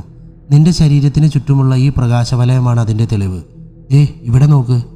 അവർ നിന്നിരുന്ന ചതുപ്പിൽ കെട്ടിക്കിടന്ന വെള്ളം ചൂണ്ടി അയാൾ പറഞ്ഞു. ആന്റണി അതിലേക്ക് നോക്കി. അവൻ്റെ കണ്ണുകളെ വിശ്വസിക്കാൻ കഴിഞ്ഞില്ല. അവൻ്റെ ശരീരത്തിന് ചുറ്റും മങ്ങിയ നീല നിറമുള്ള ഒരു പ്രകാശവലയമുണ്ടായിരുന്നു. നീ തിന്നു തീർത്ത മനുഷ്യജീവനുകളുടെ ആത്മീയ ചൈതന്യത്തിൻ്റെ ആകെ തുകയാണിത്. താൻ ഒരു നരഭോജിയാണെന്നുള്ള സത്യം ആന്റണി മനസ്സിലാക്കി. ഫാദർ നെൽസൺ അവൻ്റെ മനസ്സിൽ നിന്ന് മായ്ച്ചു കളഞ്ഞതെല്ലാം അവനിലേക്ക് തിരിച്ചു വന്ന പോലെ ആന്റണിക്ക് തോന്നി. എനിക്ക് പറ്റില്ല ഇത് ചെയ്യാൻ. പാപമാണിത്, ദൈവത്തിന് നിരക്കാത്തത്. നീ എൻ്റെ മുന്നിൽ വന്നതേ തെറ്റ്. കൂടാതെ നീ എന്നെ തിരിച്ചറിഞ്ഞിരിക്കുന്നു. ഇത് ഭക്ഷിച്ചില്ലെങ്കിൽ നാളത്തെ എൻ്റെ ആഹാരമാകും നീ. ആ ശവം വെട്ടിമുറിച്ച മൂർച്ചയുള്ള കത്തി ആന്റണിയുടെ കഴുത്തിൽ അമർത്തിക്കൊണ്ട് അയാൾ പറഞ്ഞു. ആന്റണി ആ മാംസം കയ്യിൽ വാങ്ങി. തൻ്റെ ഇന്ദ്രിയങ്ങൾ മൂടിവെച്ച് അവനത് കടിച്ചു തുടങ്ങി. നീ മനുഷ്യനാണ്, യഥാർത്ഥ മനുഷ്യൻ. ആദിമ മനുഷ്യൻ മരിച്ചവരെ ഭക്ഷിച്ചാണ് ആ മൃതദേഹത്തിനോടുള്ള ബഹുമാനം കാണിച്ചിരുന്നത്. ബുദ്ധി വികസിച്ചപ്പോൾ അവൻ കൃഷി തുടങ്ങി. മാംസത്തിനു വേണ്ടി മൃഗങ്ങളെ വളർത്താൻ തുടങ്ങി. അപ്പോഴവന് മനുഷ്യമാംസം മറപ്പായി. അതിൽ ചിലർ മണ്ണിൽ ജീർണിച്ച് മനുഷ്യ ശരീരം തൻ്റെ കൃഷിക്ക് വളക്കൂറാകുമെന്ന് കണ്ടുപിടിച്ചു. മണ്ണിന് വളമാകാൻ വേണ്ടി അവർ മൃതദേഹങ്ങൾ കുഴിച്ചിട്ടു. അങ്ങനെ ഒരുപാട് കാര്യങ്ങൾ അയാൾ ആന്റണിയോട് പറഞ്ഞ് ആന്റണി അയാളുടെ വാക്കുകളിൽ അടിമപ്പെട്ടു തുടങ്ങിയിരുന്നു. ഇതിൻ്റെ രുചി ഒരിക്കൽ അറിഞ്ഞവൻ്റെ നാവിൽ നിന്ന് അത് മാറില്ല. മുലപ്പാലിലൂടെയാണ് മനുഷ്യമാംസത്തിൻ്റെ ചെറുകണികകൾ ആദ്യമായി ഒരാളുടെ ആമാശയത്തിലെത്തുന്നത്. മതിമയക്കുന്ന വാക്കുകൾ കൊണ്ട് അയാൾ ആന്റണിയെ വശീകരിച്ചു. ഇനി നിനക്ക് എൻ്റെ കൂടെ നിൽക്കാം. പകൽ മുഴുവനും നിനക്ക് അറിയാവുന്ന ജോലികൾ ചെയ്യാം. ആ സമയത്ത് നമുക്കും സാധാരണ ജനങ്ങൾക്കും തമ്മിൽ ഒരു വ്യത്യാസവും കാണില്ല. രാത്രിയിൽ നമ്മൾ ജീവൻ നഷ്ടപ്പെട്ട് ശവശരീരങ്ങൾക്ക് മോക്ഷം നൽകാൻ ദൈവം അധികാരപ്പെടുത്തിയവരാകും. ദൈവത്തിൻ്റെ കയ്യാളുകളാണ് നമ്മൾ. ആൻ്റണി പൂർണ്ണമായി ആ മനുഷ്യനെ അടിമപ്പെട്ടു. എൻ്റെ പേര് പാരി. ഇവിടെ പാലക്കാട് തന്നെയുള്ള ഒരു ബ്രാഹ്മണ കുടുംബത്തിലാണ് ഞാൻ ജനിച്ചത്. അന്ന് അവിടെ ഉണ്ടായിരുന്ന നീചമായ വ്യവസ്ഥിതിയെ എനിക്ക് ഉൾക്കൊള്ളാൻ കഴിഞ്ഞില്ല. ആകെ അവിടെ എനിക്കുണ്ടായിരുന്ന ഒരു ആശ്വാസം ഞങ്ങളുടെ കാര്യസ്ഥൻ്റെ മകൾ രേവമ്മയായിരുന്നു. സ്വന്തം വീട്ടിൽ നിന്ന് കിട്ടാത്ത സ്നേഹവും പരിചരണവും എനിക്ക് അവളിൽ നിന്ന് കിട്ടി. ഒരിക്കലും വിട്ടുപിരിയാത്തവണ്ണം ഞങ്ങൾ ഒരുപാട് അടുത്തു. ഞങ്ങൾ ഒരിക്കലും പിരിയില്ലെന്ന് ഉറപ്പിച്ചു. ഞാൻ എൻ്റെ തന്നെ രൂപം അവളുടെ മുതുകിൽ പച്ചകുത്തി. പകരം അവളുടെ ചിത്രം എൻ്റെ തുടയിലും കുത്തി. അയാളത് ആൻ്റണിക്ക് കാണിച്ചു കൊടുത്തു. ഒരിക്കലും പിരിയില്ലെന്ന വിശ്വാസമായിരുന്നു അത്. ഇതിനിടയിൽ അവളുടെ ഉദരത്തിൽ എൻ്റെ ബീജഗണങ്ങൾക്ക് പുതുജീവൻ ലഭിച്ചത് ഞാൻ അറിഞ്ഞിരുന്നില്ല. അവളുടെ നാവിൽ നിന്നും ആ ശുഭവിശേഷം കേട്ട ശേഷം ഞാൻ അവളെ നാട്ടുകാരുടെ മുന്നിൽ വിവാഹം ചെയ്യാൻ തീരുമാനിച്ചു. ബ്രാഹ്മണനായി എനിക്ക് അവളെ വിവാഹം കഴിക്കാൻ പറ്റിയില്ല എങ്കിലും അച്ഛൻ്റെ പ്രിയ ശിഷ്യനായതിനാൽ എൻ്റെ വാക്കിനൊരു ചെറിയ പരിഗണന കിട്ടുമെന്ന് ഞാൻ വിശ്വസിച്ചു. അവൾ 6 മാസം ഗർഭിണിയാണെന്ന് ഞാൻ അച്ഛൻ നമ്പൂതിരി അറിയിച്ചു. എന്നാൽ ഞാൻ സ്വപ്നത്തിൽ പോലും വിചാരിക്കാത്ത കാര്യങ്ങളാണ് പിന്നീട് അവിടെ നടന്നത്. കൊടും പാപി, സ്വന്തം അനിയത്തിയുടെ വയറ്റിൽ തന്നെ നീ നിന്റെ രേതസ് നിക്ഷേപിച്ചല്ലേ? എൻ്റെ അച്ഛൻ്റെ ശബ്ദം എനിക്ക് ചുറ്റും മുഴങ്ങി കേട്ടു. രാത്രിയിൽ ചൂട് തേടി അച്ഛൻ പല വീടുകളും പോകുന്നത് ഞാൻ കണ്ടിട്ടുണ്ട്. എന്നാലും രേവമ്മ എൻ്റെ അച്ഛൻ്റെ മകളാണെന്ന സത്യം ഒരിക്കലും എനിക്ക് ഉൾക്കൊള്ളാൻ കഴിഞ്ഞില്ല. എത്ര പുണ്യനദികളിൽ കുളിച്ചാലും നിനക്ക് മോക്ഷം കിട്ടില്ല. നീയും മനുഷ്യവർഗവും തമ്മിൽ ഇനി ഒരു ബന്ധവുമില്ല. മൃഗമാണ് നീ. എൻ്റെ വീട്ടിൽ നിന്ന് എന്നെ പടിയടച്ചു പിണ്ടം വെച്ചു. അവർ എന്നെ ആ നാട്ടിൽ നിന്ന് തല്ലി ഓടിച്ചു. അവിടെയുള്ള ആരും എനിക്കൊരു തുള്ളി വെള്ളം പോലും നൽകരുതെന്ന് അച്ഛൻ നാട്ടുകാർക്ക് മുന്നറിയിപ്പ് നൽകി. ബ്രഹ്മഹത്യ പാപമെന്ന് വിശ്വാസമുള്ളതുകൊണ്ടാവും അവർ എന്നെ കൊന്നില്ല. മരിച്ചാലും എനിക്ക് ഗതി കിട്ടാത്തവനായി ഞാൻ അലഞ്ഞു തിരിഞ്ഞു. അതിനിടയിൽ ഏതൊരു പാണ്ടിപ്പണ്ടാരത്തിന് രേവമ്മയെ അവർ പിടിച്ചു കൊടുത്തു എന്ന് ഞാൻ അറിഞ്ഞു. അവളെയും കുഞ്ഞിനെയും അന്വേഷിച്ചാണ് ഞാൻ ഈ പാണ്ടിനാട്ടിൽ വന്നത്. കുറേ കാലം ഈ കോയമ്പത്തൂരിൽ മരിച്ചവർക്ക് വേണ്ടിയുള്ള ശ്രാദ്ധവും മറ്റും നടത്തി ജീവിച്ചു. ആകെ കിട്ടുന്ന ദക്ഷിണ മാത്രമായിരുന്നു എൻ്റെ വിശപ്പ് മാറ്റിയിരുന്നത്. പട്ടിണി കിടന്ന് ഞാൻ ക്ഷീണിച്ച അവശനായി. അപ്പോഴാണ് പാലക്കാടിനും കോയമ്പത്തൂരിനും ഇടയിൽ വസിക്കുന്ന മനുഷ്യരത്തീനിയെക്കുറിച്ച് ഞാൻ കേട്ടത്. ആ പാത വഴി സഞ്ചരിക്കുന്നവരെ മുഴുവനും ആ പിശാച് കൊന്നു തിന്നു. അങ്ങനെ ഞാനും എൻ്റെ ലക്ഷ്യം കണ്ടുപിടിച്ചു. നിനക്കറിയാമോ, മരിച്ചു കഴിഞ്ഞാൽ ഒരു വിലയുമില്ലാത്ത ഏക ജീവിയാണ് മനുഷ്യൻ. അത് ഭക്ഷിച്ച് അവർക്ക് മോക്ഷം നൽകുന്നതാണ് പരമേശ്വരൻ എനിക്ക് തന്ന നിയോഗമെന്ന് ഞാൻ വിശ്വസിച്ചു. പകൽ മുഴുവനും ഒരു ഭിക്ഷക്കാരനെ പോലെ ഈ നഗരത്തിൽ കറങ്ങി നടക്കും. രാത്രിയിൽ അനാഥമായി കിടക്കുന്ന എന്തെങ്കിലും മനുഷ്യ ശരീരം വെട്ടിനുറുക്കി ഭക്ഷിക്കും. അതിനിടയിലാണ് ഇന്നലെ രാത്രി നിന്നെ ഞാൻ കണ്ടത്. നിന്റെ ശരീരഘടന വിളിച്ചു പറയുന്നുണ്ട് നീയൊരു നരഭോജിയാണെന്ന്. സൂര്യപ്രകാശം വീണു തുടങ്ങി. അതിനാൽ ഇനി ഇവിടെ നിൽക്കാൻ പാടില്ല. ചന്ദ്രൻ്റെ വെള്ളിമഞ്ഞ വെളിച്ചത്തിൽ മാത്രമേ ഇതൊക്കെ ചെയ്യാൻ പാടുള്ളൂ എന്നാണ് പ്രമാണം. അയാൾ തൻ്റെ അരയിൽ കെട്ടിവെച്ച കിഴിയിൽ നിന്ന് ഒരു പിടി ഭസ്മം വാരി ആൻ്റണിയുടെ തലയിലും മുഖത്തും തേച്ചു. അവൻ്റെ നെറുകയിൽ കൈവച്ച് അയാൾ പ്രാർത്ഥിച്ചു. ആൻ്റണിയുടെ തലയ്ക്കുള്ളിൽ 1000 പെരുമ്പറകൾ ഒരുമിച്ച് മുഴങ്ങുന്നുണ്ടായിരുന്നു. നാളെ രാത്രിയിൽ ഇവിടെ നമുക്ക് വീണ്ടും കാണാം. അയാൾ അവിടെ നിന്നും യാത്രയായി. ആൻ്റണി തൻ്റെ ചുറ്റും നോക്കി. രക്തക്കറ പുരണ്ട് കിടന്ന അവൻ്റെ കോടാലി ആ ചതുപ്പിലെ വെള്ളത്തിൽ അവൻ കഴുകി. അത് അരയിൽ തിരികെ ആൻ്റണി അവിടെ നിന്ന് നടന്നു. കുറേ ദൂരം കഴിഞ്ഞപ്പോൾ അവൻ അവൻ്റെ മോഷണം പോയ ബാഗ് കണ്ടു. ഒരു കുറ്റിക്കാട്ടിൽ കിടപ്പുണ്ടായിരുന്നു അത്. ആൻ്റണി അത് കയ്യിലെടുത്തു. അന്നത്തെ ദിവസം മുഴുവനും ആ കോയമ്പത്തൂർ നഗരം ചുറ്റിക്കറങ്ങി. അവനൊട്ടും വിശപ്പ് തോന്നിയില്ല. സൂര്യൻ അസ്തമിച്ചതും രാത്രിയിൽ പോയ ഇടത്തേക്ക് ഏതോ ഒരു ശക്തി അവനെ കൊണ്ടുപോയി. അവനു വേണ്ടി ആ വൃദ്ധ ബ്രാഹ്മണൻ കാത്തിരിക്കുന്നുണ്ടായിരുന്നു. അയാൾ അന്ന് കിട്ടിയ മനുഷ്യ ശരീരം തുല്യമായി ആൻ്റണിക്ക് പകുത്തു നൽകി. പിന്നീടുള്ള ദിവസങ്ങൾ ആൻ്റണി അയാൾക്കൊപ്പം കറങ്ങി നടന്നു. മരണം വരുന്നത് മുൻകൂട്ടി കാണാനുള്ള കഴിവ് ആ കിളവനുള്ളതുപോലെ ആൻ്റണിക്ക് തോന്നി. ഒരു ദിവസം പോലും അവർ പട്ടിണി കിടക്കേണ്ടി വന്നിട്ടില്ല. അങ്ങനെ ദിവസങ്ങൾ കടന്നുപോയി. ചില ദിവസങ്ങളിൽ അവർക്ക് മനുഷ്യ ശരീരം കിട്ടാതെയായി. അതുപോലെയുള്ളൊരു ദിവസം ആ വയസ്സൻ ഒരാളെ തലക്കടിച്ചു കൊന്നു.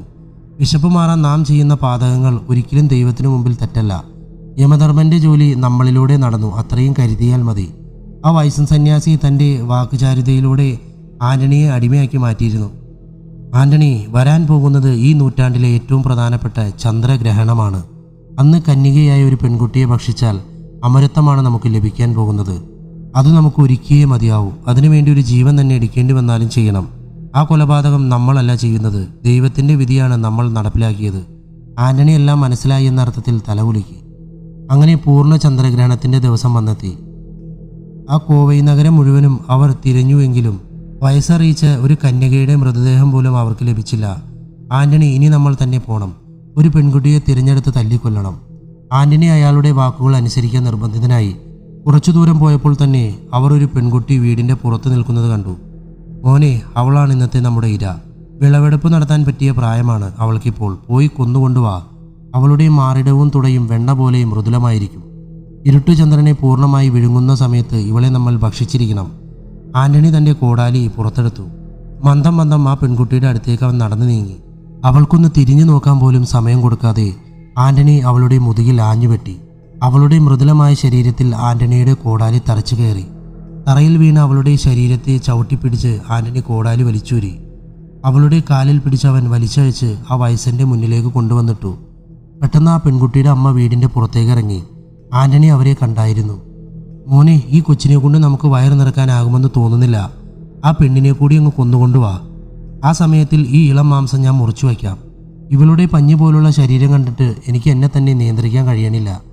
ആന്റണിയുടെ ശ്രദ്ധ മുഴുവനും അവിടെ നിന്ന സ്ത്രീയിലായിരുന്നു. കഴുത്തിൽ വേണം നീ ആദ്യം വെട്ടേണ്ടത്, പിന്നെ അവൾ ശബ്ദമുണ്ടാക്കില്ല. ആ വയസ്സൻ ആന്റണിയെ ഉപദേശിച്ചു. അയാൾ പെൺകുട്ടിയുടെ ശരീരവും ചുമന്ന് നടന്നുപോയി. ആന്റണി ആ മരത്തിൻ്റെ പുറകിൽ ഒളിച്ചു. മകളെ തേടി ആ സ്ത്രീ അവിടേക്ക് വരുമെന്ന് അവന് ഉറപ്പുണ്ടായിരുന്നു. അവൾ നടന്നു മരത്തിൻ്റെ അടുത്തെത്തി. ഒരു സിംഹം ഇരയുടെ മേൽ ചാടി വീഴും പോലെ ആന്റണി അവരുടെ മേൽ ചാടി വീണു. അടുത്ത നിമിഷത്തിൽ അവൻ്റെ കോടാലി അവളുടെ കഴുത്തിൽ തറച്ചു. എന്നാൽ പൂർണ്ണമായും മുറിയാത്തതിനാൽ തല പുറകിലേക്ക് ചെരിഞ്ഞു. അവളുടെ കഴുത്തിൽ നിന്നും രക്തം വളരെ ദൂരത്തേക്ക് തെറിക്കുന്നുണ്ടായിരുന്നു. കുറച്ചു കഴിഞ്ഞതും ആന്റണി കോടാലി കൊണ്ട് അവളുടെ തല പൂർണ്ണമായി മുറിച്ചു മാറ്റി. അവരുടെ ചോരയൊലിക്കുന്ന ശരീരം വലിച്ചഴിച്ച ആന്റണി അവരുടെ സ്ഥലത്തേക്ക് പോയി. അപ്പോഴേക്കും ആ പെൺകുട്ടിയുടെ ശരീരം വയസ്സം ഒരു പാറപ്പുറത്ത് വെച്ച് വെട്ടി നുറുക്കുകയായിരുന്നു. വാ മോനെ, അവളുടെ ശരീരം വേഗം കൊണ്ടുവാ. കൊതി സഹിക്കാൻ പറ്റാതെ ഇവളുടെ പൂ പോലെയുള്ള ഹൃദയം ഞാൻ കഴിച്ചു. ചോരയൊലിക്കുന്ന വായിൽ ഒരു മാംസകഷ്ണം വെച്ചുകൊണ്ട് അയാൾ പറഞ്ഞു. എന്നും ചത്തുപഴകിയ മാംസം കഴിച്ച് നാവിൻ്റെ രുചി നഷ്ടപ്പെട്ടു. നീ ഇതൊരു വാഴയിലയിലേക്ക് മാറ്റ്. എന്നിട്ട് ആ പെണ്ണിൻ്റെ ശരീരം എൻ്റെ മുന്നിലേക്ക് ഇട്. ഗ്രഹണത്തിന് നീ കുറച്ച് സമയം മാത്രമേ ഉള്ളൂ. ആന്റണി ആ മൃതദേഹം വയസ്സൻ്റെ മുമ്പിൽ കൊണ്ടുചെന്നിട്ടു. അയാൾ അതിലുണ്ടായിരുന്ന വസ്ത്രങ്ങൾ മുറിച്ചു മാറ്റാൻ തുടങ്ങി. കണ്ണുകൾ അടച്ചു പ്രാർത്ഥിച്ച ശേഷം അയാളുടെ കയ്യിലുണ്ടായിരുന്ന നീളമുള്ള കത്തി അവളുടെ നെഞ്ചിൽ കുത്തിയിറക്കി. അവളുടെ വാരിയെല്ലുകൾ നുറുക്കി അയാളുടെ കത്തിയൊന്ന് കറങ്ങി. ചുമന്ന ഒരു കുഴി അവിടെ പ്രത്യക്ഷപ്പെട്ടു. അയാൾ അതിൻ്റെ ഉള്ളിൽ കൈ കയറ്റി അവളുടെ ഹൃദയം പറിച്ചെടുത്തു. പെട്ടെന്ന് പൂർണ്ണചന്ദ്രനെ കാർമേഘം മറയ്ക്കാൻ തുടങ്ങി. മോനെ, ഇനി കുറച്ച് സമയം കൂടിയുള്ളൂ. കയ്യിൽ പുരണ്ട രക്തം നക്കിയെടുത്തുകൊണ്ട് അയാൾ ആന്റണിയോട് പറഞ്ഞു. വയസ്സൻ ആ സ്ത്രീയുടെ ശരീരം കമിഴ്ത്തിയിട്ടു. അവളുടെ നട്ടലിൽ അയാളുടെ കത്തി സ്പർശിച്ചു. വീണ്ടും പൂർണ്ണചന്ദ്രന്റെ പ്രകാശം അവിടെ നിറഞ്ഞു. മഹാദേവ! വയസ്സൻ പുറകിലേക്ക് മറിഞ്ഞു വീണു. ചുറ്റും നടുങ്ങുമാർ അയാൾ അലറി കരയാൻ തുടങ്ങി. എന്താണ് സംഭവിച്ചതെന്നറിയാൻ വേണ്ടി ആന്റണി അയാളുടെ അടുത്തേക്ക് ചെന്നു. നീ പറഞ്ഞത് സത്യമാണ്. എൻ്റെ ചെയ്തികൾക്ക് ദൈവം ശിക്ഷ തന്നു. സ്വന്തം ചോരയിൽ പിറന്ന മകളുടെ ചൂട് ഹൃദയം തിന്ന പടുപാപിയാണ് ഞാൻ. അതെ, അവൾ എൻ്റെ മോളായിരുന്നു. രേവമ്മയിൽ എനിക്ക് പിറന്നവൾ. ഇതാണ് എൻ്റെ രേവമ്മയുടെ ഹൃദയം. അയാളുടെ കയ്യിലുണ്ടായിരുന്ന മാംസപിണ്ഡത്തെ കാണിച്ചുകൊണ്ട് പറഞ്ഞു. ആദ്യമായി എനിക്ക് പ്രണയം തന്നവൾ, എൻ്റെ സുഖത്തിനു വേണ്ടി സ്വന്തം ശരീരം കാഴ്ചവെച്ചവൾ, ഇന്ന് അവളെയും സ്വന്തം ചോരയിൽ പിറന്ന കുഞ്ഞിനെയും ഞാൻ കൊന്നു തിന്നിരിക്കുന്നു. എന്നോളം പാപി ഈ ലോകത്ത് ആരും കാണില്ല. ഒടുന്നനെ പൂർണ്ണചന്ദ്രനെ ഇരുൾ വിഴുങ്ങാൻ തുടങ്ങി. വയസ്സൻ അയാളുടെ കത്തി കയ്യിലെടുത്തു. തൻ്റെ ഇടത് നെഞ്ചിലേക്ക് അയാൾ കത്തി കുത്തിക്കയറ്റി.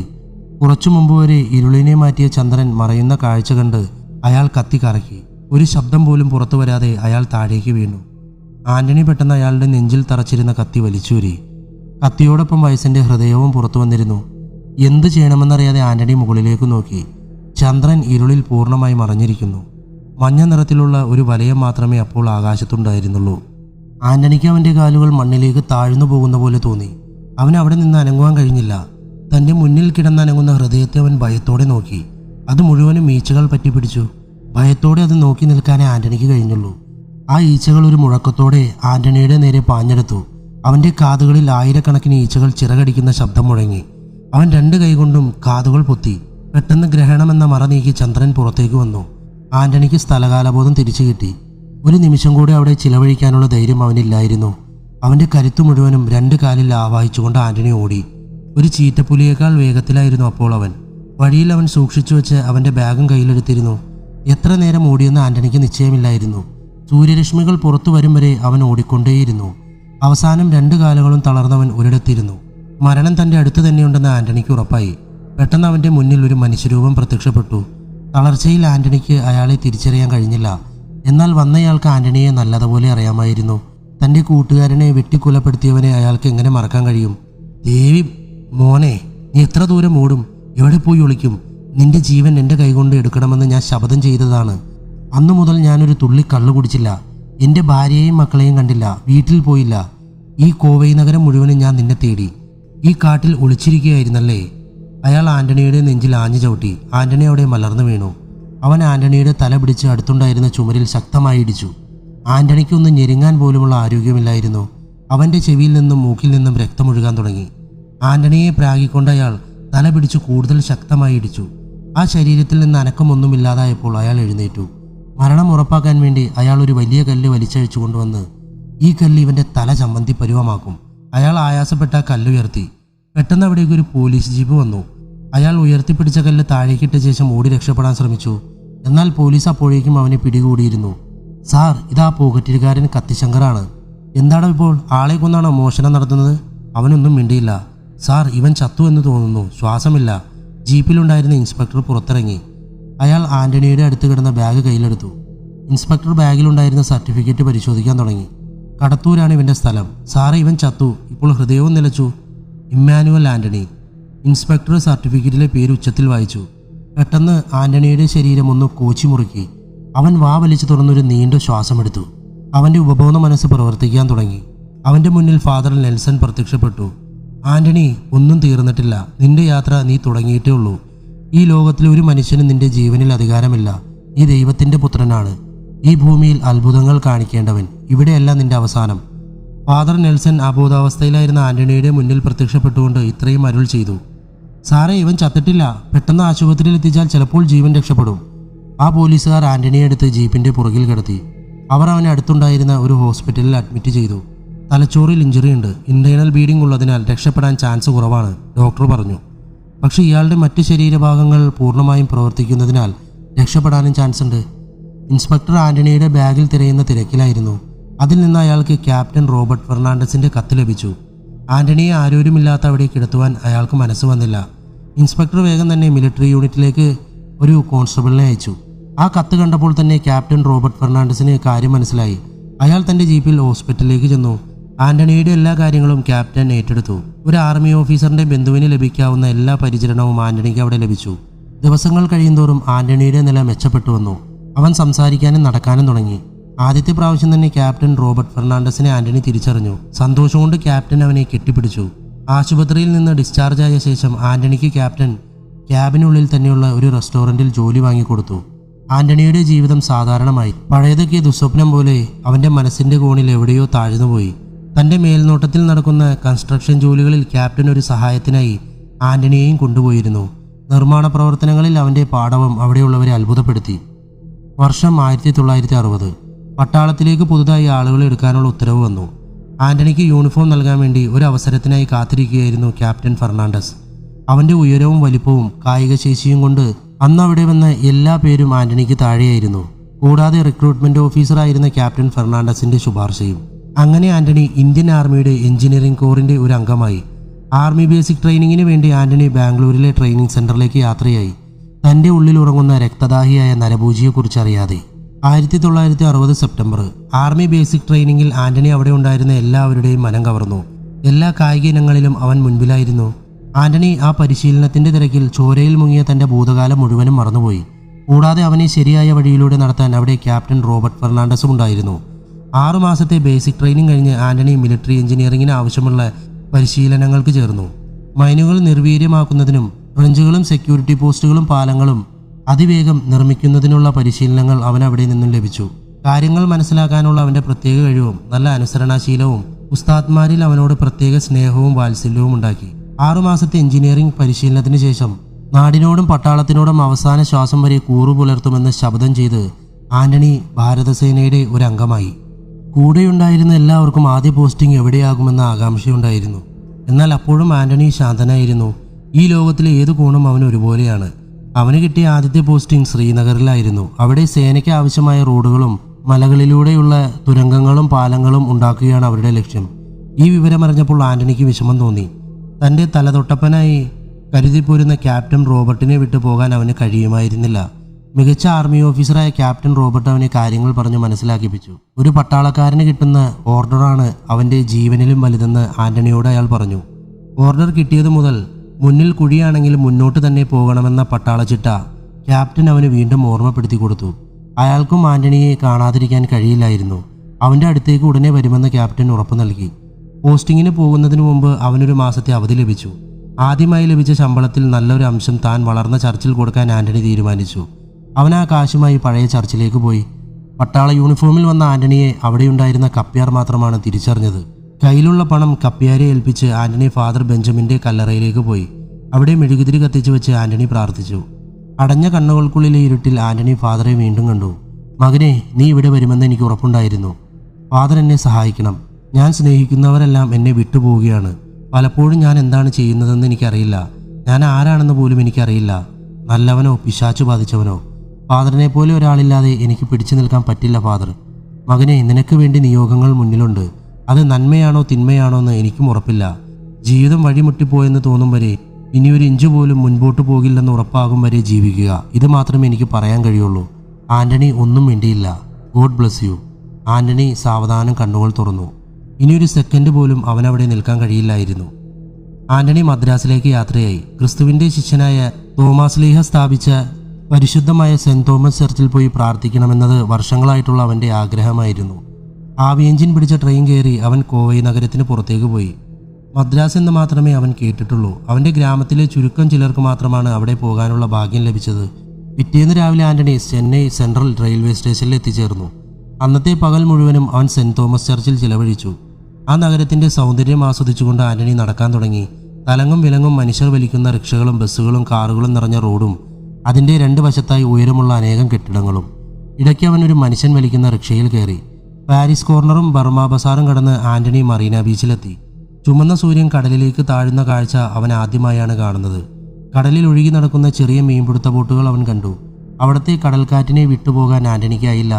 അവൻ അവിടെ ഉണ്ടായിരുന്ന ഒരു വള്ളത്തിൽ ചാരിയിരുന്നു. ആർത്തലച്ച തിരമാലകളുടെ താരാട്ടിൽ ആന്റണി ഉറങ്ങിപ്പോയി. ആരോ തോണ്ടുന്ന പോലെ തോന്നിയപ്പോഴാണ് ആന്റണി ഉണർന്നത്. കണ്ണു തുറന്ന ആന്റണി കണ്ടത് ചന്ദ്രന്റെ പ്രകാശത്തിൽ എണ്ണത്തിളക്കമുള്ള ശരീരത്തോടെ മുന്നിൽ നിൽക്കുന്ന ഒരു പെൺകുട്ടിയെയാണ്. ഏകദേശം 14-15 വയസ്സ് വരും അവൾക്ക്.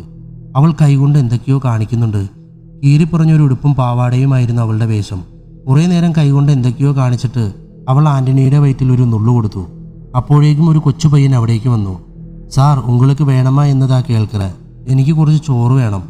സാർ, അതല്ല, ഇവൾ സാറിന് ചെയ്തു തരണോ എന്ന്. ആന്റണി മനസ്സിലാകാതെ മിഴിച്ചു നിന്നു. എൻ്റെ ദൈവമേ, ഇത്രയും വിഡ്ഢികൾ എങ്ങനെ മദ്രാസിൽ തന്നെ വരുന്നു? സാറേ, ഒന്നുമില്ല. സാറിന് ചോറ് വേണോ? ഇവിടെ അടുത്തൊരു ശാപ്പാട് കടയുണ്ട്. അവിടെ പോയി ഞാൻ വാങ്ങിക്കൊണ്ടുവരാം. പക്ഷേ എനിക്കൊരു ശാപ്പാട് വേണം. ഒന്നു മതിയോ? നിങ്ങൾ 2 പേരില്ലേ? ആന്റണി ചോദിച്ചു. അവൾ ആ ചെറുക്കനോട് എന്താ എന്ന അർത്ഥത്തിൽ ആംഗ്യം കാണിച്ചു. 2 പേർക്കും ശാപ്പാട് വാങ്ങിത്തരുമെന്ന് കേട്ടപ്പോൾ അവളുടെ മുഖം കൂടുതൽ തിളങ്ങി. അന്ന് രാത്രിയിൽ ആന്റണി അവരോടൊപ്പം ആ കടപ്പുറത്ത് കിടന്നു. പിറ്റേന്ന് രാവിലെ ആ കുട്ടികൾ ആന്റണിയെ ഒരു ഹോട്ടലിൽ എത്തിച്ചു. പിന്നീടുള്ള ദിവസങ്ങളിൽ അവൻ അവിടെ താമസിച്ചു. ആന്റണി പുറത്തിറങ്ങുമ്പോഴെല്ലാം 2 കുട്ടികളും അവൻ്റെ അടുത്തേക്ക് ഓടി വന്നു. അപ്പോഴേക്കും അവർ ആന്റണിയുമായി ചങ്ങാത്തത്തിലായിരുന്നു. എല്ലാ ദിവസവും അവൻ അവരോടൊപ്പം ഭക്ഷണം കഴിച്ചു. അവരോടൊപ്പം ചെന്നൈ മുഴുവനും കറങ്ങി. കോയമ്പേട് മാർക്കറ്റിൽ നിന്ന് ആന്റണി അവർക്ക് പുതിയ വസ്ത്രങ്ങൾ വാങ്ങി നൽകി. എങ്ങനെ ഈ നഗരത്തിൽ എത്തിപ്പെട്ടു എന്ന് 2 കുട്ടികൾക്കും അറിയില്ല. ബീച്ചിനടുത്തുള്ള ബസ് സ്റ്റേഷനിലാണ് അവർ കിടന്നത്. പെൺചൂട് അന്വേഷിച്ച് ബീച്ചിലൂടെ നടക്കുന്നവർക്ക് മുന്നിൽ രാത്രിയിൽ അവൾ പ്രത്യക്ഷപ്പെടും. അവരുടെ ആവശ്യം നടത്തിയ ശേഷം എറിഞ്ഞു കൊടുക്കുന്ന നാണയത്തുട്ടുകൾ കൊണ്ടാണ് അവർ അന്ന് വരെ ജീവിച്ചത്. ഇത് നിന്റെ ചേച്ചിയാണോ? ഒരിക്കൽ ആന്റണി ആ ചെറുക്കനോട് ചോദിച്ചു. എനിക്കറിയില്ല, പക്ഷേ ഞാൻ കണ്ണു തുറന്നതു മുതൽ ഇവൾ എൻ്റെ കൂടെയുണ്ട്, അവൻ പറഞ്ഞു. ആന്റണി ആ കുട്ടികൾക്കൊപ്പം ആദ്യമായി ഒരു സിനിമ കണ്ടു.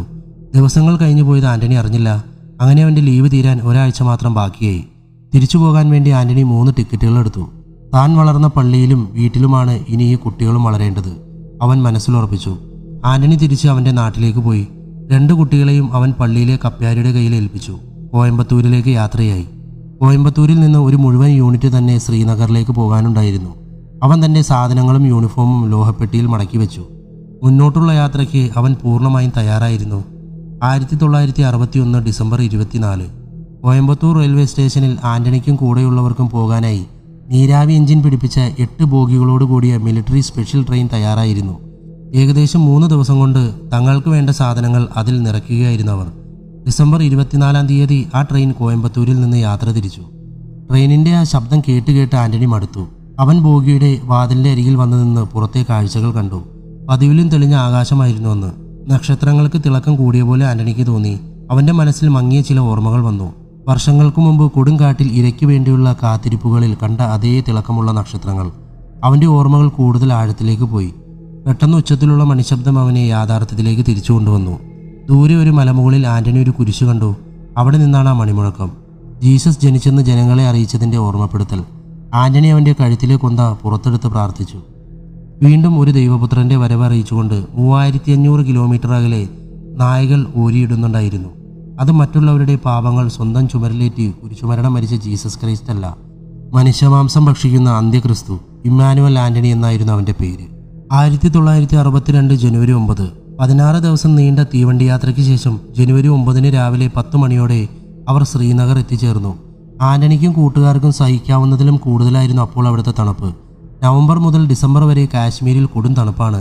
അതിൽ ഡിസംബർ പകുതി മുതൽ ജനുവരി പകുതി വരെ രോമക്കുപ്പായവും ഷൂസുമില്ലാതെ പകൽ സമയത്ത് പോലും പുറത്തിറങ്ങാൻ കഴിയില്ല. ആന്റണിയെയും കൂട്ടരെയും ആർമി യൂണിറ്റിലേക്ക് കൊണ്ടുപോകാനുള്ള ട്രക്കുകൾ റെയിൽവേ സ്റ്റേഷനിൽ തന്നെയുണ്ടായിരുന്നു. റെയിൽവേ സ്റ്റേഷനിൽ നിന്ന് അവരുടെ സാധനങ്ങൾ ആന്റണിയും കൂട്ടുകാരും ചേർന്ന് പുറത്തേക്ക് കൊണ്ടുവന്നു.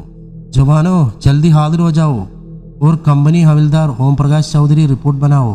ആന്റണിയുടെ കമ്പനി JCO ഖാൻ സാബ് എന്ന് എല്ലാവരും ബഹുമാനത്തോടെ വിളിക്കുന്ന സുബേദാർ ഹത്തം അലി ഖാൻ ആയിരുന്നു അത്. രണ്ടാം ലോക മഹായുദ്ധത്തിൽ ബ്രിട്ടീഷ് ഇന്ത്യൻ ആർമിയിൽ ബർമയിലും ജപ്പാനിലും അദ്ദേഹം സേവനം ചെയ്തിട്ടുണ്ട്. ജപ്പാനിൽ വെച്ച് അയാളെ യുദ്ധത്തടവുകാരനായി ജപ്പാൻ സൈന്യം പിടിച്ചെങ്കിലും അതിവിദഗ്ധമായി അദ്ദേഹം അവിടെ നിന്ന് രക്ഷപ്പെട്ടു. ബ്രിട്ടീഷുകാർ ഇന്ത്യ വിട്ട ശേഷവും ധീരനും രാജ്യസ്നേഹിയുമായ ഖാൻ ഇന്ത്യൻ സേനയിൽ തന്നെ തുടർന്നു. തനിക്ക് ലഭിച്ച അനുഭവങ്ങൾ കൊണ്ട് കൂടെയുള്ള ജവാന്മാരെ അദ്ദേഹം പരിശീലിപ്പിച്ചു. ആന്റണി അദ്ദേഹത്തിൻ്റെ വിശ്വസ്തനായ പടയാളിയായിരുന്നു. ആന്റണിയുടെ പ്രായവും അനുഭവ പരിചയവും നോക്കാതെ ഖാൻ സാബ് പല ജോലികളും ഏൽപ്പിച്ചു. ഓക്കെ ജവാൻ, കുറച്ചു കഴിഞ്ഞ് നമുക്ക് ഇവിടെ നിന്ന് പോകാം. എല്ലാവരും ഉച്ചയ്ക്കുള്ള ഭക്ഷണം തയ്യാർ ചെയ്യാൻ തുടങ്ങിക്കോ, ഖാൻ സാബ് എല്ലാവരോടായി പറഞ്ഞു. പട്ടാളക്കാർ കയ്യിൽ സൂക്ഷിച്ച അരിയും പരിപ്പും വേവിക്കുവാൻ വേണ്ട പണികൾ തുടങ്ങി. ആന്റണി, നമുക്കിപ്പോൾ ഇവിടെ നിന്ന് പോകാൻ കഴിയില്ല. ട്രക്കുമായി വന്ന പട്ടാളക്കാരിൽ ഒരാളോട് സംസാരിച്ച ശേഷം ഖാൻ സാബ് ആന്റണിയോട് പറഞ്ഞു. എന്തുപറ്റി സാബ്, വല്ല പ്രശ്നമുണ്ടോ?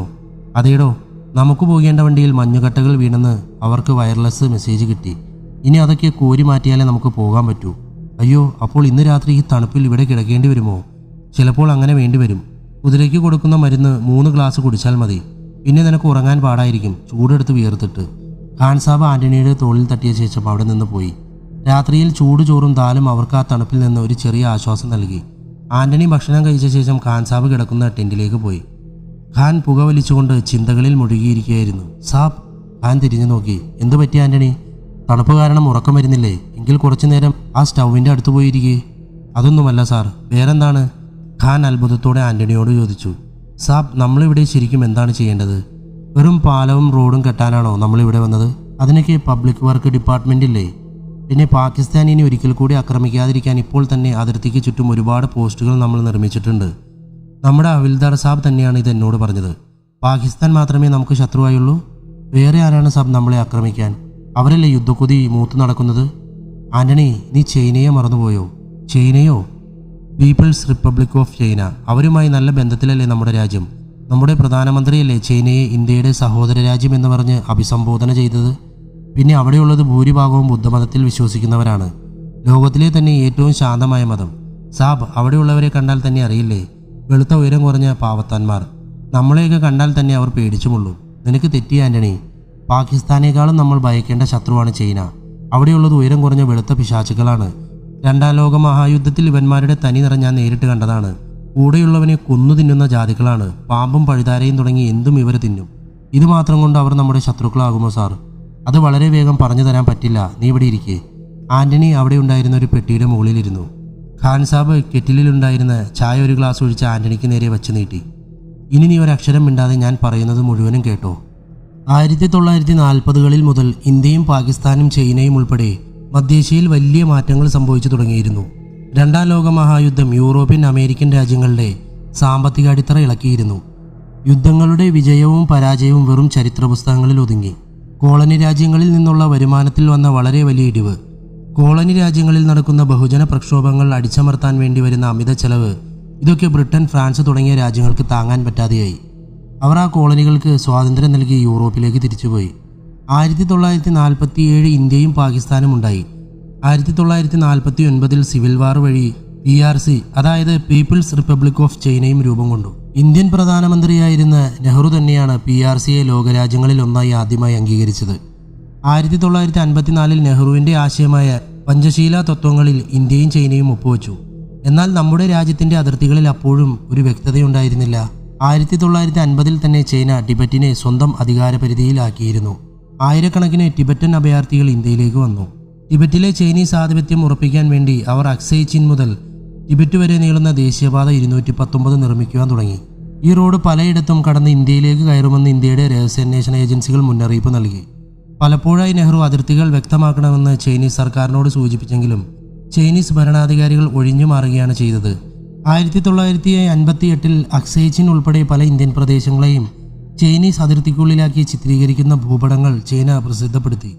തുടർന്ന് ഇന്ത്യ ചൈന ഗവൺമെൻറ്റുകൾ തമ്മിൽ അതിർത്തി പ്രശ്നം ചർച്ച ചെയ്തു. ചരിത്രരേഖകളുടെ അടിസ്ഥാനത്തിൽ അക്സൈ ചിൻ സ്വന്തം പ്രദേശമാണെന്ന നിലപാട് ഇന്ത്യ എല്ലായ്പ്പോഴും സ്വീകരിച്ചു. 1959 ടിബറ്റൻ മതനേതാവ് 14 ദലൈലാമ ഇന്ത്യയിൽ അഭയം തേടി. ചരിത്രം കേട്ട് ആന്റണിക്ക് ഉറക്കം വരുന്നത് പോലെ തോന്നി. നീ ഉറങ്ങുകയാണോ? ഇല്ല സാബ്, ഞാൻ ഉറങ്ങുന്നില്ല. അഥവാ നീ ഉറങ്ങിയാൽ ഈ തണുപ്പത്ത് നിന്നെക്കൊണ്ട് ഫ്രണ്ട് റോൾ ചെയ്യിപ്പിക്കാനും എനിക്ക് മടിയില്ല. ഇല്ല സാബ്, ഞാൻ സാബ് പറയുന്നത് ശ്രദ്ധിച്ച് കേൾക്കുന്നുണ്ട്. ശരി, ഞാൻ ചരിത്രം പറഞ്ഞ് കാട് കയറുന്നില്ല. ദലൈലാമയുടെ വരവ് ഇന്ത്യയും ചൈനയും തമ്മിലുള്ള ബന്ധത്തെ ഉലച്ചു. അങ്ങനെയാണോ ചൈന നമ്മുടെ ശത്രുവായത്? അതൊക്കെയാണ് പറഞ്ഞു വരുന്നത്. കുറച്ച് സ്വാതന്ത്ര്യം തന്നെന്ന് കരുതി നീ തോക്കിൽ കയറി വെടിവെക്കാതെ. അതുവരെ പ്രതിരോധത്തിന് വേണ്ടി സർക്കാർ അധികം നൽകിയിരുന്നില്ല. അത് നമ്മുടെ സേനയെ ദുർബലമാക്കിയിരുന്നു. ഈ കഴിഞ്ഞ വർഷം 1960 3 ഇന്ത്യൻ സൈനികരെ ചൈനീസ് പീപ്പിൾസ് ആർമി പിടിക്കുകയും തടവിൽ വെച്ച് ക്രൂരമായി പീഡിപ്പിച്ചു കൊല്ലുകയും ചെയ്തു. ഇത് അതിർത്തിയിലെ സ്ഥിതിഗതികൾ കൂടുതൽ വഷളാക്കി. അവസാനം അതിർത്തിയിലെ സേനാബലം കൂട്ടാൻ ഗവൺമെൻറ് തീരുമാനിച്ചു. കൂടുതൽ സൈന്യത്തെ അവിടെ വിന്യസിപ്പിക്കാൻ പുതിയ സൈനിക പോസ്റ്റുകൾ അതിർത്തിയിൽ നിർമ്മിക്കേണ്ടി വന്നു. ആ ദൗത്യം ഏറ്റെടുത്ത് നടപ്പിലാക്കാൻ വേണ്ടി നിയോഗിക്കപ്പെട്ടതാണ് ഇന്ത്യൻ സേനയുടെ ഏറ്റവും പാരമ്പര്യമുള്ള നമ്മുടെ സൗത്ത് ഇന്ത്യൻ എഞ്ചിനീയേഴ്സിനെ. അതിനുവേണ്ടിയാണ് നമ്മൾ ഇവിടെ എത്തിയിരിക്കുന്നത്. രാജ്യസുരക്ഷയെ ബാധിക്കുന്ന കാര്യമായതിനാലാണ് ഈ വിവരങ്ങൾ നിങ്ങളിൽ നിന്ന് പോലും മറച്ചുവെച്ചത്. എനിക്കും നമ്മുടെ കോസാബിനുമല്ലാതെ വേറെ ആർക്കും ഈ കാര്യങ്ങൾ ഇതുവരെ അറിയില്ല. ഇവരൊക്കെ നമ്മുടെ കൂടെയല്ലേ സാബ്? അപ്പോൾ ഇവർ അറിഞ്ഞാൽ എന്താ പ്രശ്നം? യുദ്ധം ജയിക്കുന്നതും തോൽക്കുന്നതും ആൾബലവും ആയുധബലവും കൊണ്ട് മാത്രമല്ല, രഹസ്യമായി പ്ലാനുകൾ ഉണ്ടാക്കി അത് നടപ്പിലാക്കുന്നതിലാണ് വിജയം. രാജാ ഹരി ഇന്ത്യക്കൊപ്പം ചേർത്ത ജമ്മു കാശ്മീരിൻ്റെ ഒരു ഭാഗം ചൈനയുടേതാണെന്നാണ് അവരുടെ വാദം. അതിനെ പിന്തുണയ്ക്കാൻ അവർ പറയുന്നത് സിഖുകാർ ടിബറ്റിൽ നിന്ന് പിടിച്ചെടുത്ത പ്രദേശങ്ങളാണ് അതെന്നാണ്. അങ്ങനെ നമ്മുടെ മണ്ണ് ആ വെള്ളക്കുള്ളന്മാർക്ക് കൊടുക്കണോ? വേണ്ട സാർ, അതിലൊന്ന് കാലുകുത്താൻ പോലും അവന്മാരെ അനുവദിച്ചുകൂടാ. സബാഷ്. ഖാൻ സാബ് ആന്റണിയുടെ തോളിൽ തട്ടി. ലഡാക്കിലെത്തി 2 ദിവസം കഴിഞ്ഞ് നമ്മൾ അക്സൈ ചിന്നയിലേക്ക് പോകും. അവിടെ ഇപ്പോൾ തന്നെ ചൈന സൈന്യത്തെ ഇറക്കിയെന്നാണ് രഹസ്യവിവരം ലഭിച്ചിരിക്കുന്നത്. അവിടെ നമ്മുടെ സൈന്യത്തിന് ആവശ്യമുള്ള താൽക്കാലിക ബാരക്കുകൾ, റഞ്ചുകൾ, വാച്ച് ടവർ, ചെറിയ സെക്യൂരിറ്റി പോസ്റ്റുകൾ എന്നിവ എത്രയും വേഗം നിർമ്മിച്ച് നൽകുക എന്നതാണ് നമ്മുടെ ദൗത്യം. നമുക്ക് സപ്പോർട്ട് നൽകാൻ വേണ്ടി ഒരു അഡ്വാൻസ് പാർട്ടി ഇപ്പോൾ തന്നെ കാർഗിൽ സെക്ടറിൽ നിന്ന് തിരിച്ചു എന്നാണ് അറിയാൻ കഴിഞ്ഞത്. നിന്നെയാണ് ആദ്യത്തെ ടീമിൽ ഞാൻ ഉദ്ദേശിക്കുന്നത്. പ്രാണവായു പോലും വളരെ കുറച്ച് അവിടെ ലഭിക്കും.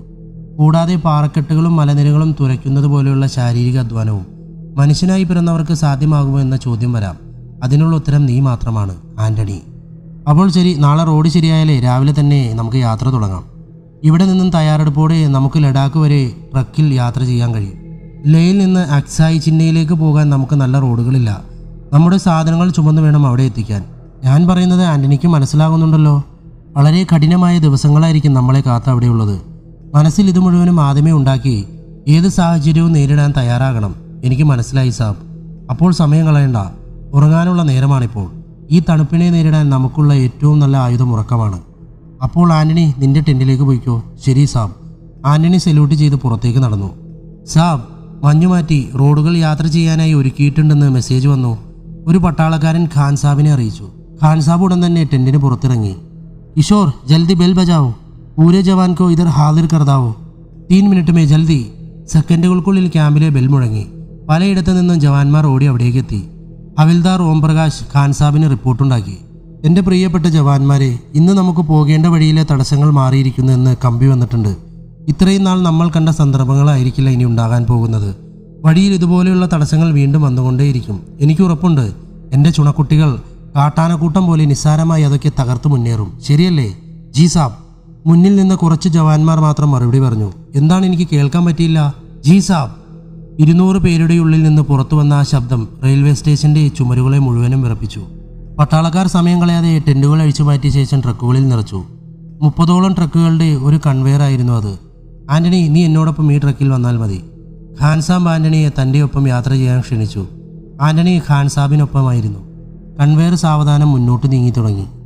മൂന്നാം ദിനം രാവിലെ അവർ ലഡാക്കിൽ എത്തിച്ചേർന്നു. കുറച്ച് സമയത്തിൻ്റെ ഉള്ളിൽ കമാൻഡിംഗ് ഓഫീസർ അവരെ ആദ്യമായി അഭിസംബോധന ചെയ്തു. എൻ്റെ പ്രിയപ്പെട്ട ജവാന്മാരെ, ഞാൻ നിങ്ങളുടെ commanding officer major Amar Singh. നിങ്ങൾക്കിടയിൽ ബ്രിട്ടീഷ് ആർമിയിൽ സർവീസ് ചെയ്ത എത്ര പേരുണ്ട്? ഹവിൽദാർ OP ചൗധരിയും ഖാൻ സാബും കൈകളുയർത്തി. ബാക്കിയുള്ളവരിൽ ആരും ഇതുവരെ യുദ്ധം കാണാൻ ഒരു വഴിയുമില്ല. ഇപ്പോൾ നമ്മുടെ രാജ്യം ഒരു യുദ്ധത്തിൻ്റെ വക്കിലാണ്. നിങ്ങൾ കരുതും പോലെ അത് പാകിസ്ഥാനല്ല, ചൈന. നമ്മുടെ തോളിൽ കൈയിട്ട് നമുക്ക് തന്നെ പണി തരാൻ കാത്തു നിൽക്കുന്ന ചൈന. ഇത് ഭഗവാൻ നിങ്ങൾക്ക് തരുന്ന അവസരമാണ്. സ്വന്തം മാതൃരാജ്യത്തിന് വേണ്ടി പോരാടാനുള്ള അവസരം. നമ്മൾ എഞ്ചിനീയർ കോറിൻ്റെ ധർമ്മം എന്താണെന്നുള്ളതിൽ ആർക്കെങ്കിലും സംശയമുണ്ടോ? ഇല്ല സാർ. അതെ, സ്വന്തം ജീവിതം പണയം വെച്ച് പോരാടുന്ന നമ്മുടെ സഹോദരന്മാർക്ക് വഴിയൊരുക്കുകയാണെന്നതാണ് നമ്മുടെ കർമ്മം. ഒരു ചൈനീസ് ആളുകളും നമ്മുടെ അതിർത്തിക്കുള്ളിൽ കയറാൻ സമ്മതിക്കില്ല എന്ന് നിങ്ങളെനിക്ക് വാക്ക് നൽകണം. മക്മോഹൻ ലൈൻ വഴി ഒരു നായിൻ്റെ മോനെയും നമ്മൾ ഇവിടേക്ക് കടത്തില്ല. ഈ സാമ്പത്തിക പ്രതിസന്ധിയിലും സർക്കാർ പട്ടാളത്തിൻ്റെ ആവശ്യം ചോദിച്ചുവെങ്കിൽ അതിനെ ആദരവോടെ മുഴുവിപ്പിക്കേണ്ട കടമ നമ്മളുടേതാണ്. നിങ്ങളെൻ്റെ കൂടെ തന്നെയില്ലേ? അതെ സാർ. നമ്മളുടെ ആദ്യത്തെ ടീം നാളെ തന്നെ ഇവിടെ നിന്നും പുറപ്പെടണം. നമ്മൾ മുഴുവനും ആക്സായി ചെന്നൈയിലേക്ക് പോകേണ്ട കാര്യമില്ല. നമ്മുടെ ശത്രുരാജ്യം അവിടെ അധികം മിലിറ്ററി മൂവ്മെൻറ്റ് കണ്ടു കഴിഞ്ഞാൽ അപകടമാണ്. സാധനങ്ങൾ വളരെ വേഗത്തിൽ കൂട്ടിച്ചേർക്കാവുന്ന രീതിയിലാക്കിയ ശേഷം അങ്ങോട്ട് കൊണ്ടുപോയാൽ മതി. ശിപായി ഇമ്മാനുവൽ ആൻ്റണി ആരാണ്? പെട്ടെന്ന് ആൻ്റണി കൈകൾ ഉയർത്തി. ക്യാപ്റ്റൻ ഫെർണാണ്ടസ് നിങ്ങളുടെ കാര്യം എന്നോട് പ്രത്യേകം പറഞ്ഞിട്ടുണ്ട്. നിങ്ങളും ഹവിൽദാർ OP ചൗധരിയുമായിരിക്കും ആദ്യത്തെ ടീമിലുണ്ടാവുക, കൂടെ 10 ജവാന്മാരും. സ്ഥലം സർവേ ചെയ്ത് അവിടെ നിർമ്മിക്കേണ്ടവയുടെ പ്ലാനിംഗ് ഉണ്ടാക്കേണ്ട ജോലി നിങ്ങളുടേതാണ്. ജി സാബ്. ബാക്കിയെല്ലാം നിങ്ങളുടെ JCO സാബ് പറഞ്ഞു തരും. കമാൻഡിംഗ് ഓഫീസർ അവിടെ നിന്നും പോയി. സുബൈദാർ ഖാൻ മുൻപിൽ വന്ന് നിന്നു. ഇന്ന് നമ്മുടെ കമ്പനിയെ ഞാൻ മുറിച്ച് 5 ടീമുകളാക്കാൻ പോവുകയാണ്. ഓരോ ടീമിലെയും സീനിയർ ഹവിൽദാർ ടീമിനെ ലീഡ് ചെയ്യും. ഹവിൽദാർ OP ചൗധരി ഫസ്റ്റ് ടീമിനെ നയിക്കണം. ജി സാബ്. ഓരോ ടീമിനും വേണ്ട വിവരങ്ങൾ ഞാൻ നിങ്ങൾക്ക് പ്രത്യേകമായി പറഞ്ഞു തരാം. ടീം 1 ഒഴിച്ച് ബാക്കിയുള്ളവർക്ക് ബാരക്കുകളിലേക്ക് പോകാം. ഖാൻ സാബ് ടീം 1 ചെയ്യേണ്ട കാര്യങ്ങൾ അവർക്ക് പറഞ്ഞു കൊടുത്തു. ആൻ്റണി. ഹവിൽദാർ OP ചൗധരി ആയിരുന്നു അത്. ജയ് ഹിന്ദ് സാർ. ജയ് ഹിന്ദ്. നമ്മുടെ ടീമിൽ ആൻ്റണിക്ക് സർവേ ചെയ്യുന്നതിൽ മുൻപരിചയമുണ്ടെന്ന് ക്യാപ്റ്റൻ റോബർട്ട് ഫെർണാണ്ടസ് സാബിനോട് പറഞ്ഞതുകൊണ്ട് തന്നെ ഈ ടീമിൽ ഉൾപ്പെടുത്തിയിട്ടുണ്ട്. എസ് സാബ്. ഈ ബാഗ് അദ്ദേഹം നിന്നെ ഏൽപ്പിക്കാൻ വേണ്ടി കോസാബിൻ്റെ കയ്യിൽ കൊടുത്തുവിട്ടതാണ്. ആൻ്റണി ആ ബാഗ് കയ്യിൽ വാങ്ങി. നമ്മൾ അവിടെ പോയി വളരെ രഹസ്യമായി വേണം സർവേ നടത്തേണ്ടത്. അവിടെ ഒരു ജനവാസ കേന്ദ്രമല്ലെന്നാണ് അറിയാൻ കഴിഞ്ഞത്. ചതുപ്പുകൾ നിറഞ്ഞ ഒരു പ്രദേശമാണ് അവിടം. അതുവഴി ഒഴുകുന്ന ഒരു നദിയാണ് മക്മഹോൻ ലൈൻ പ്രകാരം 2 രാജ്യങ്ങളുടെയും അതിർത്തി. ആ നദിയുടെ വശങ്ങളിലായിരിക്കും നമ്മുടെ നിർമ്മിതികൾ. സാർ, ഇപ്പോൾ അവിടെ നമ്മുടെ ആരും ഡ്യൂട്ടിയിലില്ലേ? ഇല്ല. ഇന്ത്യയുടെ ഭാഗം മുഴുവനും കിലോമീറ്ററുകളോളം ചതുപ്പായതിനാൽ അവിടെ ഒരു നല്ല ബാരക്കോ വാച്ച് ടവറോ ഇല്ലാതെ അധികകാലം പിടിച്ചു നിൽക്കാൻ കഴിയില്ല. ആകെയുള്ളത് 27 കിലോമീറ്റർ മാറിയുള്ള ഇൻഡോ ടിബറ്റൻ ബോർഡർ പോലീസിൻ്റെ ക്യാമ്പാണ്. അവരും അതിർത്തിയിൽ ആരെയും ഇതുവരെ ഡ്യൂട്ടിയിലിട്ടിട്ടില്ല. സാർ, അപ്പോൾ ചൈനയുടെ പട്ടാളക്കാർ ഇപ്പോൾ തന്നെ ആ നദി കടന്ന് നമ്മുടെ മണ്ണിൽ കയറി കാണുമല്ലോ. ആവാം. ചിലപ്പോൾ നമ്മുടെ അടുത്ത് വന്നവർ ബേസ് തന്നെ ഉണ്ടാക്കിയേക്കാം. എന്തൊക്കെയായാലും നമുക്ക് കിട്ടിയിരിക്കുന്ന ഓർഡർ അവിടെ നമ്മുടെ സൈനിക പോസ്റ്റുകൾ സ്ഥാപിക്കാനാണ്. അവർ ആ സ്ഥാനം കയ്യേറിയെങ്കിൽ അവരെ തുരുത്താനുള്ള വഴിയും കണ്ടുപിടിക്കണം. നമ്മളിവിടെ നിന്ന് ഇൻഡോ ടിബറ്റൻ പോലീസിൻ്റെ യൂണിറ്റിലേക്ക് പോകും. അവിടെ നിന്ന് നമ്മുടെ യൂണിഫോമൊക്കെ ഉപേക്ഷിച്ചിട്ട് വേണം ആക്സായി ചെന്നൈയിലേക്ക് പോകേണ്ടത്. ശരി സാർ. ആൻ്റണി, നാളെ ഉച്ചയോടെ നമുക്ക് ഇവിടെ നിന്ന് തിരിക്കണം. ഇപ്പോൾ തന്നെ അതിന് വേണ്ട തയ്യാറെടുപ്പുകൾ നടത്തിക്കോളൂ. ജി സാബ്. ആൻ്റണി, നിന്നെ ഖാൻ സാബ് വിളിക്കുന്നു. തൻ്റെ ലോഹപ്പെട്ടിയിൽ സാധനങ്ങൾ അടുക്കി വയ്ക്കുന്ന തിരക്കിലായിരുന്നു ആൻ്റണി. അവൻ ക്യാപ്റ്റൻ റോബർട്ട് ഫെർണാണ്ടസ് അവന് വേണ്ടി കൊടുത്തുവിട്ട ബാഗ് കയ്യിലെടുത്തു. അത് തുറന്ന ആൻ്റണി ഞെട്ടിപ്പോയി. എന്നോ അവന് നഷ്ടമായ ആ കോടാലിയായിരുന്നു അതിൽ. അതിൻ്റെ കൂടെ ഒരു കത്തും. ആൻ്റണി, നിനക്ക് സുഖമാണെന്ന് ഞാൻ വിശ്വസിക്കുന്നു. നിന്റെ ഈ സാധനങ്ങൾ പോലീസ് നീ ആശുപത്രിയിലായിരിക്കുമ്പോൾ എനിക്ക് തന്നതാണ്. അത് ഞാൻ തിരിച്ചു തരാൻ മറന്നുപോയി. ഇനി നിന്റെ മുമ്പിൽ വരുന്ന തടസ്സങ്ങൾ വെട്ടിമാറ്റി മുന്നേറാൻ ഈ കോടാലി നിന്നെ സഹായിക്കട്ടെ ബ്രദർ. ജയ് ഹിന്ദ്. ആൻ്റണി ആ കത്ത് മടക്കി ബാഗിൽ തന്നെ ഇട്ടു. അവൻ ആ കോടാലിയിൽ നോക്കിയിരുന്നു. അവ്യക്തമായ എന്തോ ചില കാഴ്ചകൾ ആൻ്റണിയുടെ മനസ്സിൽ ഓടി വന്നു. പഴയതൊന്നും അവൻ ഓർത്തെടുക്കാൻ കഴിഞ്ഞില്ലെങ്കിലും ആ ഓർമ്മകൾക്കൊരു ചോരയുടെ നിറമുണ്ടെന്ന് ആൻ്റണി തിരിച്ചറിഞ്ഞു. ആൻ്റണി, ഖാൻ സാബായിരുന്നു അത്. ജയ് ഹിന്ദ് സാർ. ജയ് ഹിന്ദ്. ആൻ്റണി, നീ ഇപ്പോൾ പോകുന്നത് ചിലപ്പോൾ മരണത്തിലേക്കായിരിക്കാം. ഇനി ഒരിക്കലും നമ്മൾ തമ്മിൽ കണ്ടില്ലെന്ന് വരാം. ഈ അവസാന നിമിഷം നിന്റെ ആത്മവിശ്വാസത്തെ തകർക്കാനല്ല ഞാൻ വന്നത്. നിനക്ക് എൻ്റെ മകൻ്റെ പ്രായമേ ഉള്ളൂ. എനിക്ക് നീയും മകനെ പോലെയാണ്. വെറും വഴിവെട്ടാനും വാച്ച് ടവർ കെട്ടാനുമുള്ള സാധ്യതകൾ മാത്രം കണ്ടെത്താനല്ല നിങ്ങളെ അവിടേക്ക് അയക്കുന്നത്. ചിലപ്പോൾ നമുക്ക് മുമ്പേ ചൈനീസ് ആർമി അവിടെ കയറിയിരിക്കാം. അവിടെ നിങ്ങൾക്ക് സർവ്വസന്നാഹങ്ങളോട് കൂടിയ ചൈനീസ് ആർമിയോട് വേണം ആദ്യം യുദ്ധം ചെയ്യേണ്ടത്. നമ്മൾ ഇന്ത്യക്കാരെയും പാകിസ്ഥാനികളെയും പോലെയല്ല അവർ. 2ാം ലോക മഹായുദ്ധത്തിൽ ജപ്പാൻ പട്ടാളത്തിൻ്റെ പിടിയിൽ നിന്ന് ഞാൻ രക്ഷപ്പെട്ടത് മാത്രമല്ലേ നീ കേട്ടിട്ടുള്ളൂ? അതേ സാബ്. ഞാനെന്ന് അവിടെ കണ്ട കാഴ്ചകൾ ഇന്നും എൻ്റെ കണ്ണിൻ്റെ മുമ്പിലുണ്ട്. അവിടെ നിന്ന് രക്ഷപ്പെട്ടതിനെക്കുറിച്ച് ഞാൻ ഇതുവരെ ആരോടും സത്യം പറഞ്ഞിട്ടില്ല. അവിടെ കണ്ട നശിച്ച ഓർമ്മകൾ ഇപ്പോഴും എൻ്റെ മനസ്സിൽ കിടന്ന് വീർപ്പ് മുട്ടുന്നുണ്ട്. ആ രഹസ്യങ്ങൾ എന്നിലൂടെ അവസാനിക്കാൻ സഹികെട്ട് ഞാൻ ആത്മഹത്യക്ക് വരെ ശ്രമിച്ചു. എന്നാൽ കുറച്ച് മാസങ്ങൾക്ക് മുമ്പ് ഞാനൊരു സ്വപ്നം കണ്ടു. അതൊരു അശരീരിയായിരുന്നു. ദിവസങ്ങൾക്കുള്ളിൽ ഞാനൊരു യുവാവിനെ പരിചയപ്പെടുമെന്നും അവൻ്റെ മുന്നിൽ ഞാൻ കുമ്പസാരിക്കണമെന്നുമാണ് അത് പറഞ്ഞത്. ആ യുവാവ് നീയാണ് ആൻ്റണി. സാബ് പറഞ്ഞോളൂ, എൻ്റെ ജീവൻ പോയാലും അത് രഹസ്യമായി തന്നെ ഇരിക്കും. അന്ന് 1942 ബർമയിൽ ബ്രിട്ടീഷ് ഇന്ത്യൻ ആർമിക്ക് വേണ്ടി പോരാടുകയായിരുന്നു ഞങ്ങൾ. എന്നാൽ പെട്ടെന്നുണ്ടായ ജാപ്പനീസ് എയർ അറ്റാക്കിൽ ഞങ്ങൾക്ക് ഭയങ്കര കാഷ്വാലിറ്റീസ് ഉണ്ടായി. ഞങ്ങളിൽ ഭൂരിഭാഗവും പേരും മരിച്ചു വീണു. ബാക്കിയുള്ളവരെ ജപ്പാൻകാർ തടവുകാരാക്കി. സാധാരണ കേട്ടിരിക്കുന്നത് യുദ്ധ തടവുകാരെ അവർ അപ്പോൾ തന്നെ കൊല്ലുമെന്നാണ്. എന്നാൽ ഞങ്ങളെ അവർ കൊന്നില്ല. പകരം M10 എന്നൊരു ജർമ്മൻ യുദ്ധക്കപ്പലിൽ ഓസ്ട്രേലിയയിലേക്ക് കൊണ്ടുപോയി. അതിൽ ബ്രിട്ടീഷുകാരും ഞങ്ങളും ചേർത്ത് ഏകദേശം 200ഓളം യുദ്ധ തടവുകാർ ഉണ്ടായിരുന്നു. ഞങ്ങളെക്കൊണ്ട് അവർ ആ കപ്പലിലെ എല്ലാ കടുത്ത ജോലികളും ചെയ്യിപ്പിച്ചു. നാമമാത്രമായ ഭക്ഷണം മാത്രമാണ് അവർ ഞങ്ങൾക്ക് തന്നത്. പലപ്പോഴും കുടിക്കാൻ പോലും വെള്ളം കിട്ടിയിരുന്നില്ല. കുറച്ച് ദിവസങ്ങൾ കഴിഞ്ഞ് M10 എന്ന ആ കപ്പൽ മെൽബൺ തുറമുഖത്തെത്തി. അവിടെ നിന്നും ജാപ്പനീസ് ആർമി ക്യാബിനിലേക്ക് ഞങ്ങളെ കൊണ്ടുപോയി. അവിടെ ഉണ്ടായിരുന്ന പഴയൊരു കെട്ടിടത്തിൽ ഞങ്ങളെ അടച്ചു. ദിവസവും രാവിലെ കുറച്ച് ജാപ്പനീസ് പട്ടാളക്കാർ വന്ന് ഞങ്ങളുടെ കൂടെയുള്ള ചില തടവുകാരെ കൂട്ടിക്കൊണ്ടുപോകും. എന്നാൽ അവരാരും തിരിച്ചു വരാത്തതിനാൽ ഞങ്ങൾക്ക് സംശയം തോന്നിയിരുന്നു. ദിവസങ്ങൾ കഴിയുന്തോറും ഞങ്ങളുടെ എണ്ണം കുറഞ്ഞുകൊണ്ടേയിരുന്നു. അങ്ങനെ ഇരിക്കെ ഒരു ദിവസം മുമ്പ് കൊണ്ടുപോയവരിൽ ഒരാൾ തിരിച്ചു വന്നു. അന്നാണ് ഞെട്ടിക്കുന്ന ആ സത്യം ഞങ്ങൾ അറിഞ്ഞത്. എന്നും ഇവിടെ നിന്നും കൊണ്ടുപോയ യുദ്ധ തടവുകാരെ ജപ്പാൻ പട്ടാളം കൊന്നു തിന്നുകയായിരുന്നു. യുദ്ധം നീണ്ടതോടെ പട്ടാളക്കാർക്ക് വന്നിരുന്ന റേഷനിൽ വലിയ കുറവുണ്ടായി. ആദ്യം അവിടെ ഉണ്ടായിരുന്ന പട്ടികളെയും പന്നികളെയും ഒക്കെ കൊന്നു തിന്നു. അതും തീർന്നപ്പോൾ പട്ടിണി സഹിക്കാൻ പറ്റാതെ അവർ അവിടെ ഉണ്ടായിരുന്ന യുദ്ധ തടവുകാരെ കൊന്നു തിന്നാൻ തുടങ്ങി. കഴുത്തു മുറിച്ച് രക്തം മുഴുവനും ഊറ്റിയെടുത്ത ശേഷം ശരീരം വേവിച്ച് കഴിക്കും. വസ്ത്രങ്ങൾ മാറ്റിയപ്പോൾ ശരീരത്തിൽ കണ്ട ഉഴുത്തളിഞ്ഞ മുറിവുകൾ ഏതോ മാറാരോഗത്തിൻ്റെ ലക്ഷണങ്ങൾ പോലെ തോന്നിയതിനാലാണ് ആ തടവുകാരനെ തിരിച്ച് ഞങ്ങളുടെ സെല്ലിൽ കൊണ്ടുവന്നിട്ടത്. അങ്ങനെ ദിവസങ്ങൾ മുന്നോട്ട് പോയി. ഒരു ദിവസം എന്നെയും അവർ കൊണ്ടുപോയി. എൻ്റെ ഒപ്പം അന്ന് 2 പേരാണ് ഉണ്ടായിരുന്നത്. ഞങ്ങളെ ഒരു അറവുശാലയിലേക്കാണ് കൊണ്ടുപോയത്. പണ്ട് ഫ്രഞ്ച് വിപ്ലവകാരികൾ ഉപയോഗിച്ച പോലുള്ള ഒരു ഗില്ലറ്റ് ഞാൻ അവിടെ കണ്ടു. അതിൽ മനുഷ്യൻ്റെ തല കുടുക്കി കഴുത്തു മുറിക്കുകയാണ് ചെയ്തിരുന്നത്. അവിടെ വെച്ച് ജപ്പാൻകാരുടെ കൂടെ ജോലി ചെയ്തിരുന്ന ഒരു മനുഷ്യനെ ഞാൻ കണ്ടു. ഒറ്റ നോട്ടത്തിൽ അയാൾ ഒരു ഇന്ത്യക്കാരനെ പോലെ തോന്നിയിരുന്നു. എൻ്റെ നെറ്റിയിലെ നിസ്കാരത്തഴമ്പ് കണ്ടിട്ടാകണം അയാൾ എന്നെ വേറൊരു സ്ഥലത്തേക്ക് കൊണ്ടുപോയി. അയാൾ എൻ്റെ വിവരങ്ങൾ ചോദിച്ചു മനസ്സിലാക്കി. മോനെ, നിനക്കിവിടെ ജീവിക്കാൻ താല്പര്യമുണ്ടോ? ഇല്ലെങ്കിൽ ഈ കുരങ്ങുകൾക്ക് നീ ആഹാരമാകും. എനിക്ക് ജീവിക്കണം സഹോദര. എങ്കിൽ ഞാൻ പറയുന്നത് പോലെ നീ കേൾക്കണം. ഭൂമിയിലുള്ള എന്തും ഇവറ്റകൾ അകത്താക്കും. എന്നാൽ ഇവരും കുറച്ച് നിബന്ധനകൾ പാലിക്കാറുണ്ട്. എന്തെങ്കിലും രോഗം വന്ന ചത്ത ശവം ഇവർ കഴിക്കാറില്ല. പിന്നെ എന്തെങ്കിലും രോഗലക്ഷണങ്ങൾ കാണിക്കുന്നവരുടെ മാംസവും ഇവർ കഴിക്കില്ല. മൂന്നാമത്തെ കാര്യമാണ് വളരെ വിചിത്രം. മനുഷ്യമാംസം ഒരിക്കലെങ്കിലും കഴിച്ചവൻ ഇവരുടെ ഇടയിൽ പാപിയാണ്. ആ പാപിയുടെ മാംസവും ഇവർ ഭക്ഷണമാക്കില്ല. പിശാചുക്കളാണിവർ. ചന്ദ്രപ്രകാശത്തിൽ നരഭോജികളുടെ ചുറ്റും ഒരു നിലാവെളിച്ചം തെളിയും. അതുള്ളവരെ ആരെയും ഇവർ കൊന്നു തിന്നില്ല. എന്നിട്ട് ഞാനിതുവരെ അങ്ങനെ ഒരു പ്രകാശം അവരിൽ കണ്ടില്ലല്ലോ. അതിന് കാരണം ഇതുവരെ നീ ഒരു നരഭോജി അല്ലാത്തതുകൊണ്ടാണ്. നമ്മുടെ മതത്തിന് നിരക്കാത്തതാണ് ഇവിടെ നടക്കുന്നത്. പക്ഷേ ജീവിക്കണമെങ്കിൽ ഇങ്ങനെ ചെയ്തേ പറ്റൂ. ഞാൻ അഫ്ഗാനിസ്ഥാനിൽ നിന്നാണ് ഇങ്ങോട്ട് വന്നത്. ബ്രിട്ടീഷ് ആർമിയിൽ ഒരു സാധാരണ ശിപ്പായിയായിരുന്നു. എന്നെയും ഇവർ യുദ്ധ തടവുകാരനായി പിടിച്ച് ജയിലിലിട്ടു. ഭക്ഷണവും വെള്ളവുമില്ലാതെ ദിവസങ്ങളോളം ഞങ്ങളെ പൂട്ടിയിരുന്നു. ഒരു ദിവസം എന്നെ അവിടെയുള്ള ഒരു അറവശാല വൃത്തിയാക്കുവാനായി കൊണ്ടുപോയി. അഴുകിയ മാംസഭാഗങ്ങളിൽ നിന്നും നുറുങ്ങിക്കിടക്കുന്ന എല്ലിൻ കഷ്ണങ്ങളിൽ നിന്നും സഹിക്കാൻ പറ്റാത്തത്രയും ദുർഗന്ധം അവിടെ നിറഞ്ഞിരുന്നു. വൃത്തിയാക്കിക്കൊണ്ടിരുന്നപ്പോൾ രക്തം പുരണ്ട കുറച്ച് പച്ചമാംസം ഞാൻ കണ്ടു. എൻ്റെ വിശപ്പിന് മുമ്പിൽ ഞാൻ അതുവരെ പാലിച്ച എല്ലാ വിശ്വാസങ്ങളും അടിയറവ് പറഞ്ഞു. ഞാൻ ആ മാംസം മുഴുവനും തിന്നു. അത് കണ്ടു നിന്ന ജപ്പാനീസ് പട്ടാളക്കാർ എന്നെ തോക്കിൻ്റെ ബട്ട് കൊണ്ട് തല്ലി ചതിച്ചു. എന്നിട്ട് ഞാൻ കയ്യിലുണ്ടായിരുന്ന മുഴുവൻ ഇറച്ചിയും തിന്നു തീർത്തു. കുറച്ചു കഴിഞ്ഞ് അവർ എന്നെ വലിച്ചു പുറത്തിട്ടു. എൻ്റെ കൂടെ വന്നവരെ മുഴുവനും അവർ കൊന്നു തിന്നിട്ടും എനിക്ക് നേരെ പിന്നെ വന്നിട്ടില്ല. കുറച്ച് ദിവസത്തിനുള്ളിൽ ഞാൻ ഇവരുടെ വിശ്വസ്തനായി മാറി. ഇപ്പോൾ അവർക്ക് വേണ്ട മാംസം പാകം ചെയ്തു കൊടുക്കുന്ന ജോലിയാണ് എനിക്കിവിടെ. ഞാൻ അന്ന് ചെയ്ത കാര്യം നിനക്ക് ഇവിടെയും പരീക്ഷിക്കാം.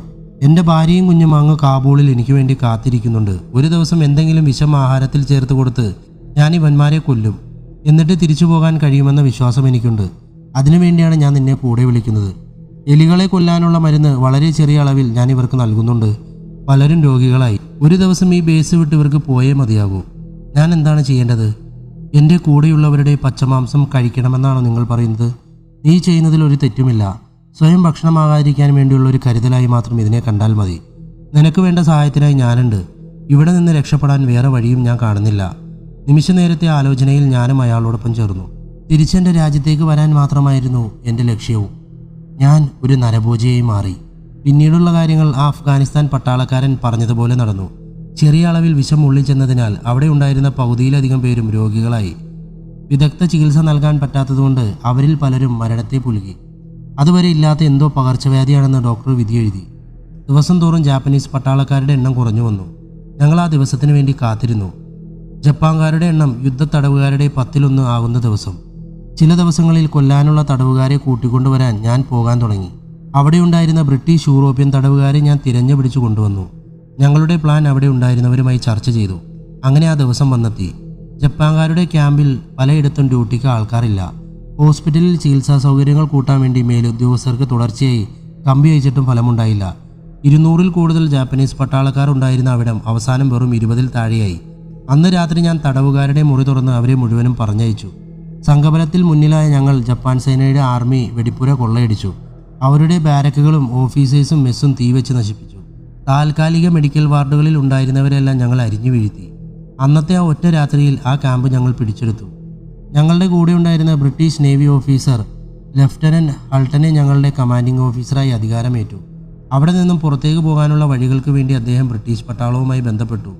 ഓസ്ട്രേലിയയിലേക്ക് എണ്ണയുമായി വന്ന ഒരു ഓയിൽ ടാങ്കറിൽ ഞങ്ങൾക്ക് സൗകര്യം അവർ ഒരുക്കി തന്നു. ജാപ്പനീസ് ആർമി ക്യാമ്പ് ഞങ്ങൾ ചുട്ടുകരിച്ചു. അവിടെ ഞങ്ങൾ നടത്തിയ ഹീനകൃത്യങ്ങളെക്കുറിച്ച് പുറംലോകം അറിയില്ലെന്ന് ലഫ്റ്റനന്റ് ഹാൾട്ടൺ ഞങ്ങൾക്ക് ഉറപ്പ് നൽകി. MV അക്ബർ എന്ന ഓയിൽ ടാങ്കർ ഷിപ്പിൽ ഞങ്ങൾ അവിടെ നിന്ന് തിരിച്ചു. ഞാനും ആ അഫ്ഗാനിസ്ഥാൻകാരനും ടെഹ്റാൻ പോർട്ടിൽ ഇറങ്ങി ബാക്കിയുള്ളവരുമായി ഷിപ്പ് ബോംബെയിലേക്ക് പോയി. ചെയ്ത പാപങ്ങൾക്ക് പരിഹാരമായി പുണ്യനഗരിയായ മദീനയിൽ ഞങ്ങൾ കുറച്ചു മാസങ്ങൾ ചെലവഴിച്ചു. അതിനുശേഷം ഞാൻ ഉമറിൻ്റെ അഫ്ഗാനിസ്ഥാനിലെ വീട്ടിൽ അതിഥിയായി താമസിച്ചു. ഏകദേശം 2 വർഷത്തെ അലച്ചിലിന് ശേഷം 1945-ൽ വീണ്ടും ഞാൻ ഇന്ത്യയിലേക്ക് തിരിച്ചു വന്നു. ലഫ്റ്റനന്റ് ഹൾട്ടൺ സാബിനെ ഞാൻ പോയി കണ്ടു. അദ്ദേഹം എനിക്ക് വലിയ രീതിയിൽ ഒരു വരവേൽപ്പ് തന്നു. ശേഷം എന്നെ പട്ടാളത്തിൽ തിരിച്ചെടുത്തു. ഈ സത്യങ്ങൾ നിന്നോട് പറഞ്ഞപ്പോൾ എൻ്റെ മനസ്സിൽ നിന്നൊരു വലിയ ഭാരം ഇറങ്ങിപ്പോയ പോലെ തോന്നുന്നു. ആന്റണി ഒരു വാക്കുപോലും മിണ്ടാതെ തരിച്ചു നിൽക്കുകയായിരുന്നു. ആന്റണി, നിനക്ക് എന്തു പറ്റി? എട്ടുപോയ ചില്ലത്തിൽ തീ കത്തിച്ചുകൊണ്ട് ഖാൻസാബ് ചോദിച്ചു. ഒന്നുമില്ല സാർ, ഈ കൊടും തണുപ്പിലും നീ ആകെ വിയർക്കുന്നുണ്ടല്ലോ. കുഴപ്പമൊന്നുമില്ല സാബ്. അപ്പോൾ ഗുഡ് നൈറ്റ്. നാളെ പോകാനുള്ള നിന്റെ തയ്യാറെടുപ്പുകൾ നടക്കട്ടെ. ജയ് ഹിന്ദ്. ജയ് ഹിന്ദ് സാബ്. ആന്റണി സല്യൂട്ട് ചെയ്ത് പുറത്തേക്ക് ഇറങ്ങി. ഖാൻസാബ് തൻ്റെ ചില്ലൻ ചുണ്ടുകളിൽ ചേർത്ത് വെച്ച് ആഞ്ഞു വലിച്ചു. ടെന്റിൻ്റെ വാതിൽ അടയ്ക്കാനായി ഖാൻസാബ് പുറത്തേക്ക് ഇറങ്ങി. അയാളുടെ വായിൽ നിന്നും കട്ട വെള്ള നിറത്തിൽ പുക മുകളിലേക്ക് ഉയർന്നു. പൂർണ്ണചന്ദ്രൻ്റെ വെളിച്ചത്തിൽ ഖാൻസാബ് ആ കാഴ്ച കണ്ടു. തൻ്റെ ബാരക്കിലേക്ക് തിരിച്ചു പോകുന്ന ആന്റണിക്ക് ചുറ്റും കണ്ണഞ്ചിപ്പിക്കുന്ന നീലപ്രകാശവലയം. പിറ്റേന്ന് രാവിലെ തന്നെ ആന്റണിയുടെ 1-ാം ടീം ആക്സായി ചിന്നയിലേക്ക് യാത്ര തിരിച്ചു. പലയിടത്തും മഞ്ഞുവീഴ്ച കാരണം അവരുടെ യാത്ര മുടങ്ങിയെങ്കിലും അതൊക്കെ കോരിമാറ്റി അവരുടെ ട്രക്കുകൾ മുന്നോട്ട് കുതിച്ചു. ആക്സായി ചിന്നിനടുത്തുള്ള ITBP ക്യാമ്പിലെത്താൻ അവർക്ക് ഏകദേശം 7 ദിവസം വേണ്ടി വന്നു. അധികം ആൾബലമില്ലാത്തൊരു യൂണിറ്റായിരുന്നു അത്. ആന്റണിയും കൂട്ടരും സാധനങ്ങൾ വെച്ച് ഭക്ഷണം കഴിക്കാൻ വേണ്ടി പോയി. അവരുടെ കൂടെ ITBPയിലെ തന്നെ കുറച്ച് ജവാന്മാരുണ്ടായിരുന്നു. അവരിൽ നിന്ന് വിവരങ്ങൾ അറിയാൻ വേണ്ടി ഹവിൽദാർ ചൗധരി അവരോട് സംസാരിക്കാൻ തുടങ്ങി. സാബ്, ഇവിടെ നിന്ന് അതിർത്തിയിലേക്ക് ഏകദേശം 28 കിലോമീറ്റർ ദൂരമുണ്ട്. ഞങ്ങളുടെ ഒരു ചെറിയ പോസ്റ്റ് അവിടെയുണ്ട്. പക്ഷേ കൊടും തണുപ്പ് കാലത്ത് ഞങ്ങൾ അവരെ തിരിച്ചു വിളിക്കും. ഇവിടം മുതൽ ബോർഡർ വരെ ചതുപ്പ് നിലമാണ്. റേഷനും മറ്റും അങ്ങോട്ട് കൊണ്ടുപോകുന്നത് വളരെ ശ്രമകരമായ കാര്യമാണ്. അവിടെ ജനവാസമൊന്നുമില്ലേ? ഉണ്ട് സാബ്. ഏകദേശം ഒരു 100 പേരോളം വരുന്ന ഒരു ഗ്രാമം ആ നദിക്കരയിലുണ്ട്. ചതുപ്പിൽ അവർ കുറച്ച് സ്ഥലം കൃഷി ചെയ്യാൻ വേണ്ടി ശരിപ്പെടുത്തിയിട്ടുണ്ട്. ഞങ്ങളുടെ 2 പേരാണ് അവിടെ ഡ്യൂട്ടി ചെയ്യുക. പോയി കഴിഞ്ഞാൽ 3 മാസത്തോളം അവിടെ തന്നെയാണ്. ബ്രിട്ടീഷുകാരുണ്ടാക്കിയ ഒരു കുടിസുമുറിയാണ് ആ സെക്യൂരിറ്റി പോസ്റ്റ്. നോർമൽ സമയത്ത് പോലും അവിടെ ഡ്യൂട്ടി ചെയ്യാൻ ബുദ്ധിമുട്ടാണ്. ഒക്ടോബർ അവസാനം മുതൽ 4 മാസക്കാലം കൊടും മഞ്ഞുവീഴ്ച അവിടെ. അപ്പോൾ ഞങ്ങൾ ഡ്യൂട്ടിക്കാരെ തിരിച്ചു വിളിക്കും. മഞ്ഞുകാലം കഴിഞ്ഞാൽ ഉടൻ തന്നെ അവർ തിരിച്ചു ഡ്യൂട്ടിയിലേക്ക് പോവുകയും ചെയ്യും. ഏകദേശം 2 വർഷം മുമ്പ് മഞ്ഞുകാലം കഴിഞ്ഞ് ഡ്യൂട്ടിക്ക് ചെന്ന ഞങ്ങളുടെ പട്ടാളക്കാർക്ക് കാണാൻ സാധിച്ചത് ഇടിഞ്ഞു പൊളിഞ്ഞു കിടക്കുന്ന സെക്യൂരിറ്റി പോസ്റ്റാണ്. ഞങ്ങളില്ലാത്ത സമയം ചൈനീസ് പട്ടാളം അതിർത്തി കടന്നു വന്നു എന്ന് ഗ്രാമവാസികൾ അവരോട് പറഞ്ഞു. ഈ വിവരം ഞങ്ങളെ അറിയിക്കാൻ വേണ്ടി ഡ്യൂട്ടിയിലുണ്ടായിരുന്ന 4 പേരിൽ ഒരാൾ യൂണിറ്റിലേക്ക് തിരിച്ചു വന്നു. ഞങ്ങളുടെ കുറച്ചുപേർ ആയുധങ്ങളായി തിരിച്ച് അതിർത്തിയിലെത്തിയപ്പോൾ കണ്ടത് ഉടലില്ലാത്ത 3 തലകളാണ്. അന്നത്തെ ഈ പ്രശ്നം ഞങ്ങൾ ഗവൺമെൻറ്റിനെ അറിയിച്ചു. അതിനുശേഷം അതിർത്തിയിൽ ഇന്ത്യൻ ആർമി പോസ്റ്റുകൾ നിർമ്മിക്കാനുള്ള ഉത്തരവ് ഗവൺമെൻറ് നൽകി. ഞങ്ങൾക്ക് അക്സായി ചിൻ വരെ പോകാനുള്ള വഴി കാണിക്കുവാൻ നിങ്ങളുടെ ഇടയിൽ നിന്ന് ഒരാൾ വേണം. അവിടുത്തെ സാഹചര്യങ്ങളിൽ നല്ല പരിജ്ഞാനമുള്ളയാൾ. സാർ, ഞങ്ങൾ അവിടെ പോയിട്ടിപ്പോൾ 2 വർഷത്തോളമാകുന്നു. ചൈനീസ് പട്ടാളം ആ നദിയുടെ ഇക്കരെ കടന്നു വന്നത് രഹസ്യമായ ഒരു സത്യമാണ്. നമ്മുടെ കയ്യിലുള്ള 2-ാം ലോകമഹായുദ്ധത്തിൽ ബ്രിട്ടീഷുകാർ കളഞ്ഞിട്ട് പോയ ഈ 303-ഉം 22-ഉം കൊണ്ട് ചൈനയുടെ പട്ടാളക്കാരുടെ മുന്നിൽ ഒന്നും ചെയ്യാൻ കഴിയില്ല. ഒറ്റ പ്രാവശ്യത്തിൽ 30-40 ബുള്ളറ്റ് ഇടാൻ വരുന്ന സെൽഫ് ലോഡിംഗ് റൈഫിളും പിടിച്ചാണ് അവരുടെ നിൽപ്പ്. ചൈനക്കാർ അതിർത്തിയിൽ ഡ്യൂട്ടി ചെയ്യുന്നുവെങ്കിൽ അവർക്ക് വേണ്ട സാധനങ്ങൾ എങ്ങനെയാണ് എത്തിക്കുന്നത്? അതിന്നും ഞങ്ങൾക്ക് അത്ഭുതമാണ് സാർ. ഈ നദി മുറിച്ചു കടക്കുന്നത് തന്നെ ശ്രമകരമായ പണിയാണ്. കൂടാതെ ഈ മാപ്പ് പ്രകാരം അവരുടെ ഏറ്റവും അടുത്തുള്ള ജനവാസ കേന്ദ്രത്തിൽ നിന്ന് ഐസ് നിറഞ്ഞ കുന്നുകളും ചതുപ്പുകളും കടന്ന് കിലോമീറ്ററുകൾ സഞ്ചരിച്ചാലേ ഇവിടെ എത്തിച്ചേരാൻ കഴിയൂ. ഇവിടം കിട്ടിയാലേ അവർക്ക് ടിബറ്റിലേക്കുള്ള റോഡ് പണിയും ചെയ്യാൻ പറ്റൂ. എൻ്റെ ഊഹം വെച്ച് പറയുകയാണെങ്കിൽ അന്നത്തെ സംഭവത്തിന് ശേഷം ചൈനീസ് ആർമിയും ആക്സായി ചിന്നിൽ നിന്ന് പിൻവാങ്ങിയിട്ടുണ്ടാവും. അത്രയും പട്ടാളക്കാർ ഡെയിലി റേഷൻ എത്തിക്കുന്നത് പോലും അസാധ്യമാണ്. എന്തായാലും ഞങ്ങൾ അവിടെ ഇപ്പോൾ ഡ്യൂട്ടിക്ക് പോകണ്ടെന്നാണ് മുകളിൽ നിന്നുള്ള ഉത്തരവ്. എന്നിരുന്നാലും നിങ്ങൾ ചോദിച്ചതിനാൽ വഴി കാണിക്കാൻ വേണ്ടി ഒരാളെ ഇവിടെ നിന്ന് വിട്ടുതരാം. ഇത് ഹെഡ് കോൺസ്റ്റബിൾ തേജ് ബഹദൂർ. ഇപ്പോൾ ഞങ്ങളുടെ ഇടയിൽ ആക്സായി ചിന്നയിൽ ഡ്യൂട്ടി ചെയ്തിട്ടുള്ളത് ഇദ്ദേഹം മാത്രമാണ്. ഇയാൾ നിങ്ങളുടെ കൂടെ വരും. പിറ്റേന്ന് ഉച്ച കഴിഞ്ഞ് ആക്സായി ചിന്നിലേക്ക് യാത്ര തിരിക്കണമെന്ന് ഹവിൽദാർ ചൗധരി തൻ്റെ കൂടെയുള്ളവരോട് പറഞ്ഞു. ലഡാക്കിൽ നിന്ന് തിരിച്ചത് മുതൽ ആന്റണിയുടെ മനസ്സ് അസ്വസ്ഥമായിരുന്നുവെന്ന് ചൗധരിക്ക് മനസ്സിലായിരുന്നു. മനോധൈര്യം നഷ്ടപ്പെട്ട ഒരു പട്ടാളക്കാരൻ ചിലപ്പോൾ കൂടെയുള്ളവർക്കും അപകടമായേക്കാം. ഒരു ടീം ലീഡറുടെ കടമയാണ് തൻ്റെ ടീമിലെ എല്ലാവരുടെയും ആത്മവിശ്വാസം ഉയർത്തിക്കൊണ്ട് വരിക എന്നത്. അയാൾ ആന്റണിയെ തൻ്റെ അടുത്തേക്ക് വിളിപ്പിച്ചു. ആന്റണി വന്നതും റം ഒഴിച്ച ഗ്ലാസ് അവന് നേർക്ക് വച്ചു നീട്ടി. കഴിച്ചോ, ഏത് ദുഃഖവും മറക്കാൻ ബെസ്റ്റാണ്. ആന്റണി ഒന്നും അടിച്ച ശേഷം അത് വാങ്ങി കുടിച്ചു. നിന്റെ പ്രശ്നങ്ങൾ എന്താണെന്ന് എനിക്കറിയില്ല, പക്ഷെ അവിടെ നിന്ന് വന്നത് മുതൽ നിന്റെ മനസ്സ് ശാന്തമല്ല എന്ന് എനിക്കറിയാം. ആന്റണി ഒഴിഞ്ഞ തൻ്റെ ഗ്ലാസ് വീണ്ടും നീട്ടി. ചൗധരി ആ ഗ്ലാസ്സിൽ വീണ്ടും മദ്യം പകർന്നു നൽകി. നിന്റെ കാര്യങ്ങളൊന്നും എനിക്കറിയണ്ട. എൻ്റെ ടീമിൻ്റെ കൂടെയാണ് നീ ഇപ്പോൾ. അതിനാൽ ടീമിൻ്റെ ലക്ഷ്യം എന്താണോ അതായിരിക്കണം നിന്റെ ലക്ഷ്യം. ആന്റണി വീണ്ടും തൻ്റെ ഒഴിഞ്ഞ ഗ്ലാസ് അയാൾക്ക് നേരെ നീട്ടി. നിന്റെ പ്രശ്നങ്ങൾ ഈ കുപ്പി ഒരു ആശ്വാസം നൽകിയേക്കാം. ചൗധരി കുപ്പിയുടെ അടപ്പ് തിരുക്കി ആന്റണിക്ക് നൽകി. അത് കയ്യിൽ വാങ്ങി സല്യൂട്ട് ചെയ്ത് ആന്റണി അവിടെ നിന്ന് പോയി. മദ്യത്തിൻ്റെ ലഹരിയിൽ ആന്റണി ആ രാത്രി കഴിച്ചുകൂട്ടി. പിറ്റേന്ന് ഉച്ചയോടെ ആന്റണിയും കൂടെയുള്ള 11 പേരും കാൽനടയായി അക്സായി ചിന്നയിലേക്ക് യാത്രയായി. വഴികാട്ടിയായി ITBP ജവാൻ ഹെഡ് കോൺസ്റ്റബിൾ തേജ് ബഹദൂറും. അന്ന് അർദ്ധരാത്രിയോടെ അവർ അക്സായി ചിന്നയിലെത്തി. ITBPക്കാർ പറഞ്ഞതുപോലെ അവർക്ക് അവിടെ ഒരു ഗ്രാമവാസികളെയും കാണാൻ സാധിച്ചില്ല. പകരം കണ്ടത് ചതുപ്പുകളിൽ കിടന്ന മനുഷ്യരുടെ എല്ലുകളായിരുന്നു. ചൈനീസ് പട്ടാളം ഈ ഗ്രാമത്തിലെ എല്ലാവരെയും കൊന്നിരിക്കാം. ചിലപ്പോൾ ദൂരെയുള്ള മിലിറ്ററി സ്റ്റേഷനിൽ നിന്ന് റേഷൻ കൊണ്ടുവരാൻ കഴിയാത്തതിനാൽ ഈ പാവം ഗ്രാമവാസികളെ കൊന്നു തിന്നതുമാകാം. അവരോടാണ് നമുക്ക് പിടിച്ചു നിൽക്കേണ്ടത്, ഹവിൽദാർ ചൗധരി പറഞ്ഞു. അവരുടെ അംഗബലവും ആയുധബലവും ചിലപ്പോൾ നമ്മളെക്കാൾ കൂടുതലായിരിക്കാം. നമ്മൾ മനധൈര്യം കൈവിടാൻ പാടില്ല. നമ്മുടെ മണ്ണാണിത്, അത് വേറെ ആർക്കും കൊടുക്കില്ല നമ്മൾ. മനോധൈര്യം വീണ്ടെടുക്കാൻ ചൗധരി പറഞ്ഞ ഈ ആത്മവിശ്വാസം പകരുന്ന ഈ വാക്കുകൾ മാത്രം പോരായിരുന്നു ആന്റണിക്ക്. അവൻ്റെ മനസ്സ് മറ്റെവിടെയോ ആയിരുന്നു. പെട്ടെന്ന് അവിടെ ഒരു വെടിശബ്ദം മുഴങ്ങി. കൂടെ വന്ന പട്ടാളക്കാരിൽ ഒരാൾ വെടിയേറ്റ് വീണു.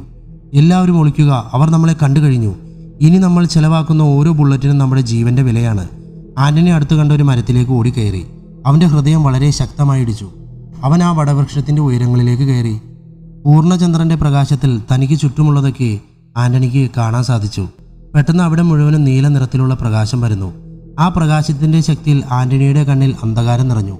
100ഓളം വരുന്ന ചൈനീസ് പട്ടാളക്കാരുടെ ശരീരത്തിൽ നിന്നാണ് ആ നീലപ്രകാശം ഉദിച്ചത്. മരത്തിലിരുന്ന ആന്റണി ഗാഠനിദ്രയിലേക്ക് വഴുതി വീണു. സ്ഥലകാലത്തെക്കുറിച്ചുള്ള ആന്റണിയുടെ ബോധം എങ്ങോ പോയി മറഞ്ഞു. പ്രഭാതസൂര്യന്റെ കിരണങ്ങളേറ്റ് ആന്റണി കണ്ണു തുറന്നു. അവൻ തനിക്ക് ചുറ്റും നോക്കി. അവനിരുന്ന മരത്തിന്റെ ചുവട്ടിൽ ഹവിൽദാർ ഹോം പ്രകാശ് ചൗധരിയുടെ മൃതദേഹത്തിനടുത്ത് 2 ചൈനീസ് പട്ടാളക്കാരെ അവൻ കണ്ടു. അതിലൊരാളുടെ കയ്യിൽ ഇറച്ചി വെട്ടുന്ന ഒരു കത്തിയുമുണ്ട്. അവൻ ചൗധരിയുടെ വയർ അറുത്തു കീറി. കുടലും കരളുമെല്ലാം കൈയിട്ട് വലിച്ചു പുറത്തേക്കിട്ടു. അയാളുടെ അടുത്ത വെട്ടിൽ ചൗധരിയുടെ നെഞ്ചിൽ കൂട് പിളർന്നു. ഇടതുവശത്ത് കൈയിട്ട് ഹൃദയം പുറത്തെടുക്കുന്ന വെപ്രാളത്തിലായിരുന്നു ആ ചൈനീസ് പട്ടാളക്കാരൻ. ഈ കാഴ്ചകൾ ആന്റണിയുടെ തലയിലെ രക്തസമ്മർദ്ദം വർദ്ധിപ്പിച്ചു. അവന് ഭ്രാന്ത് പിടിക്കുകയായിരുന്നു.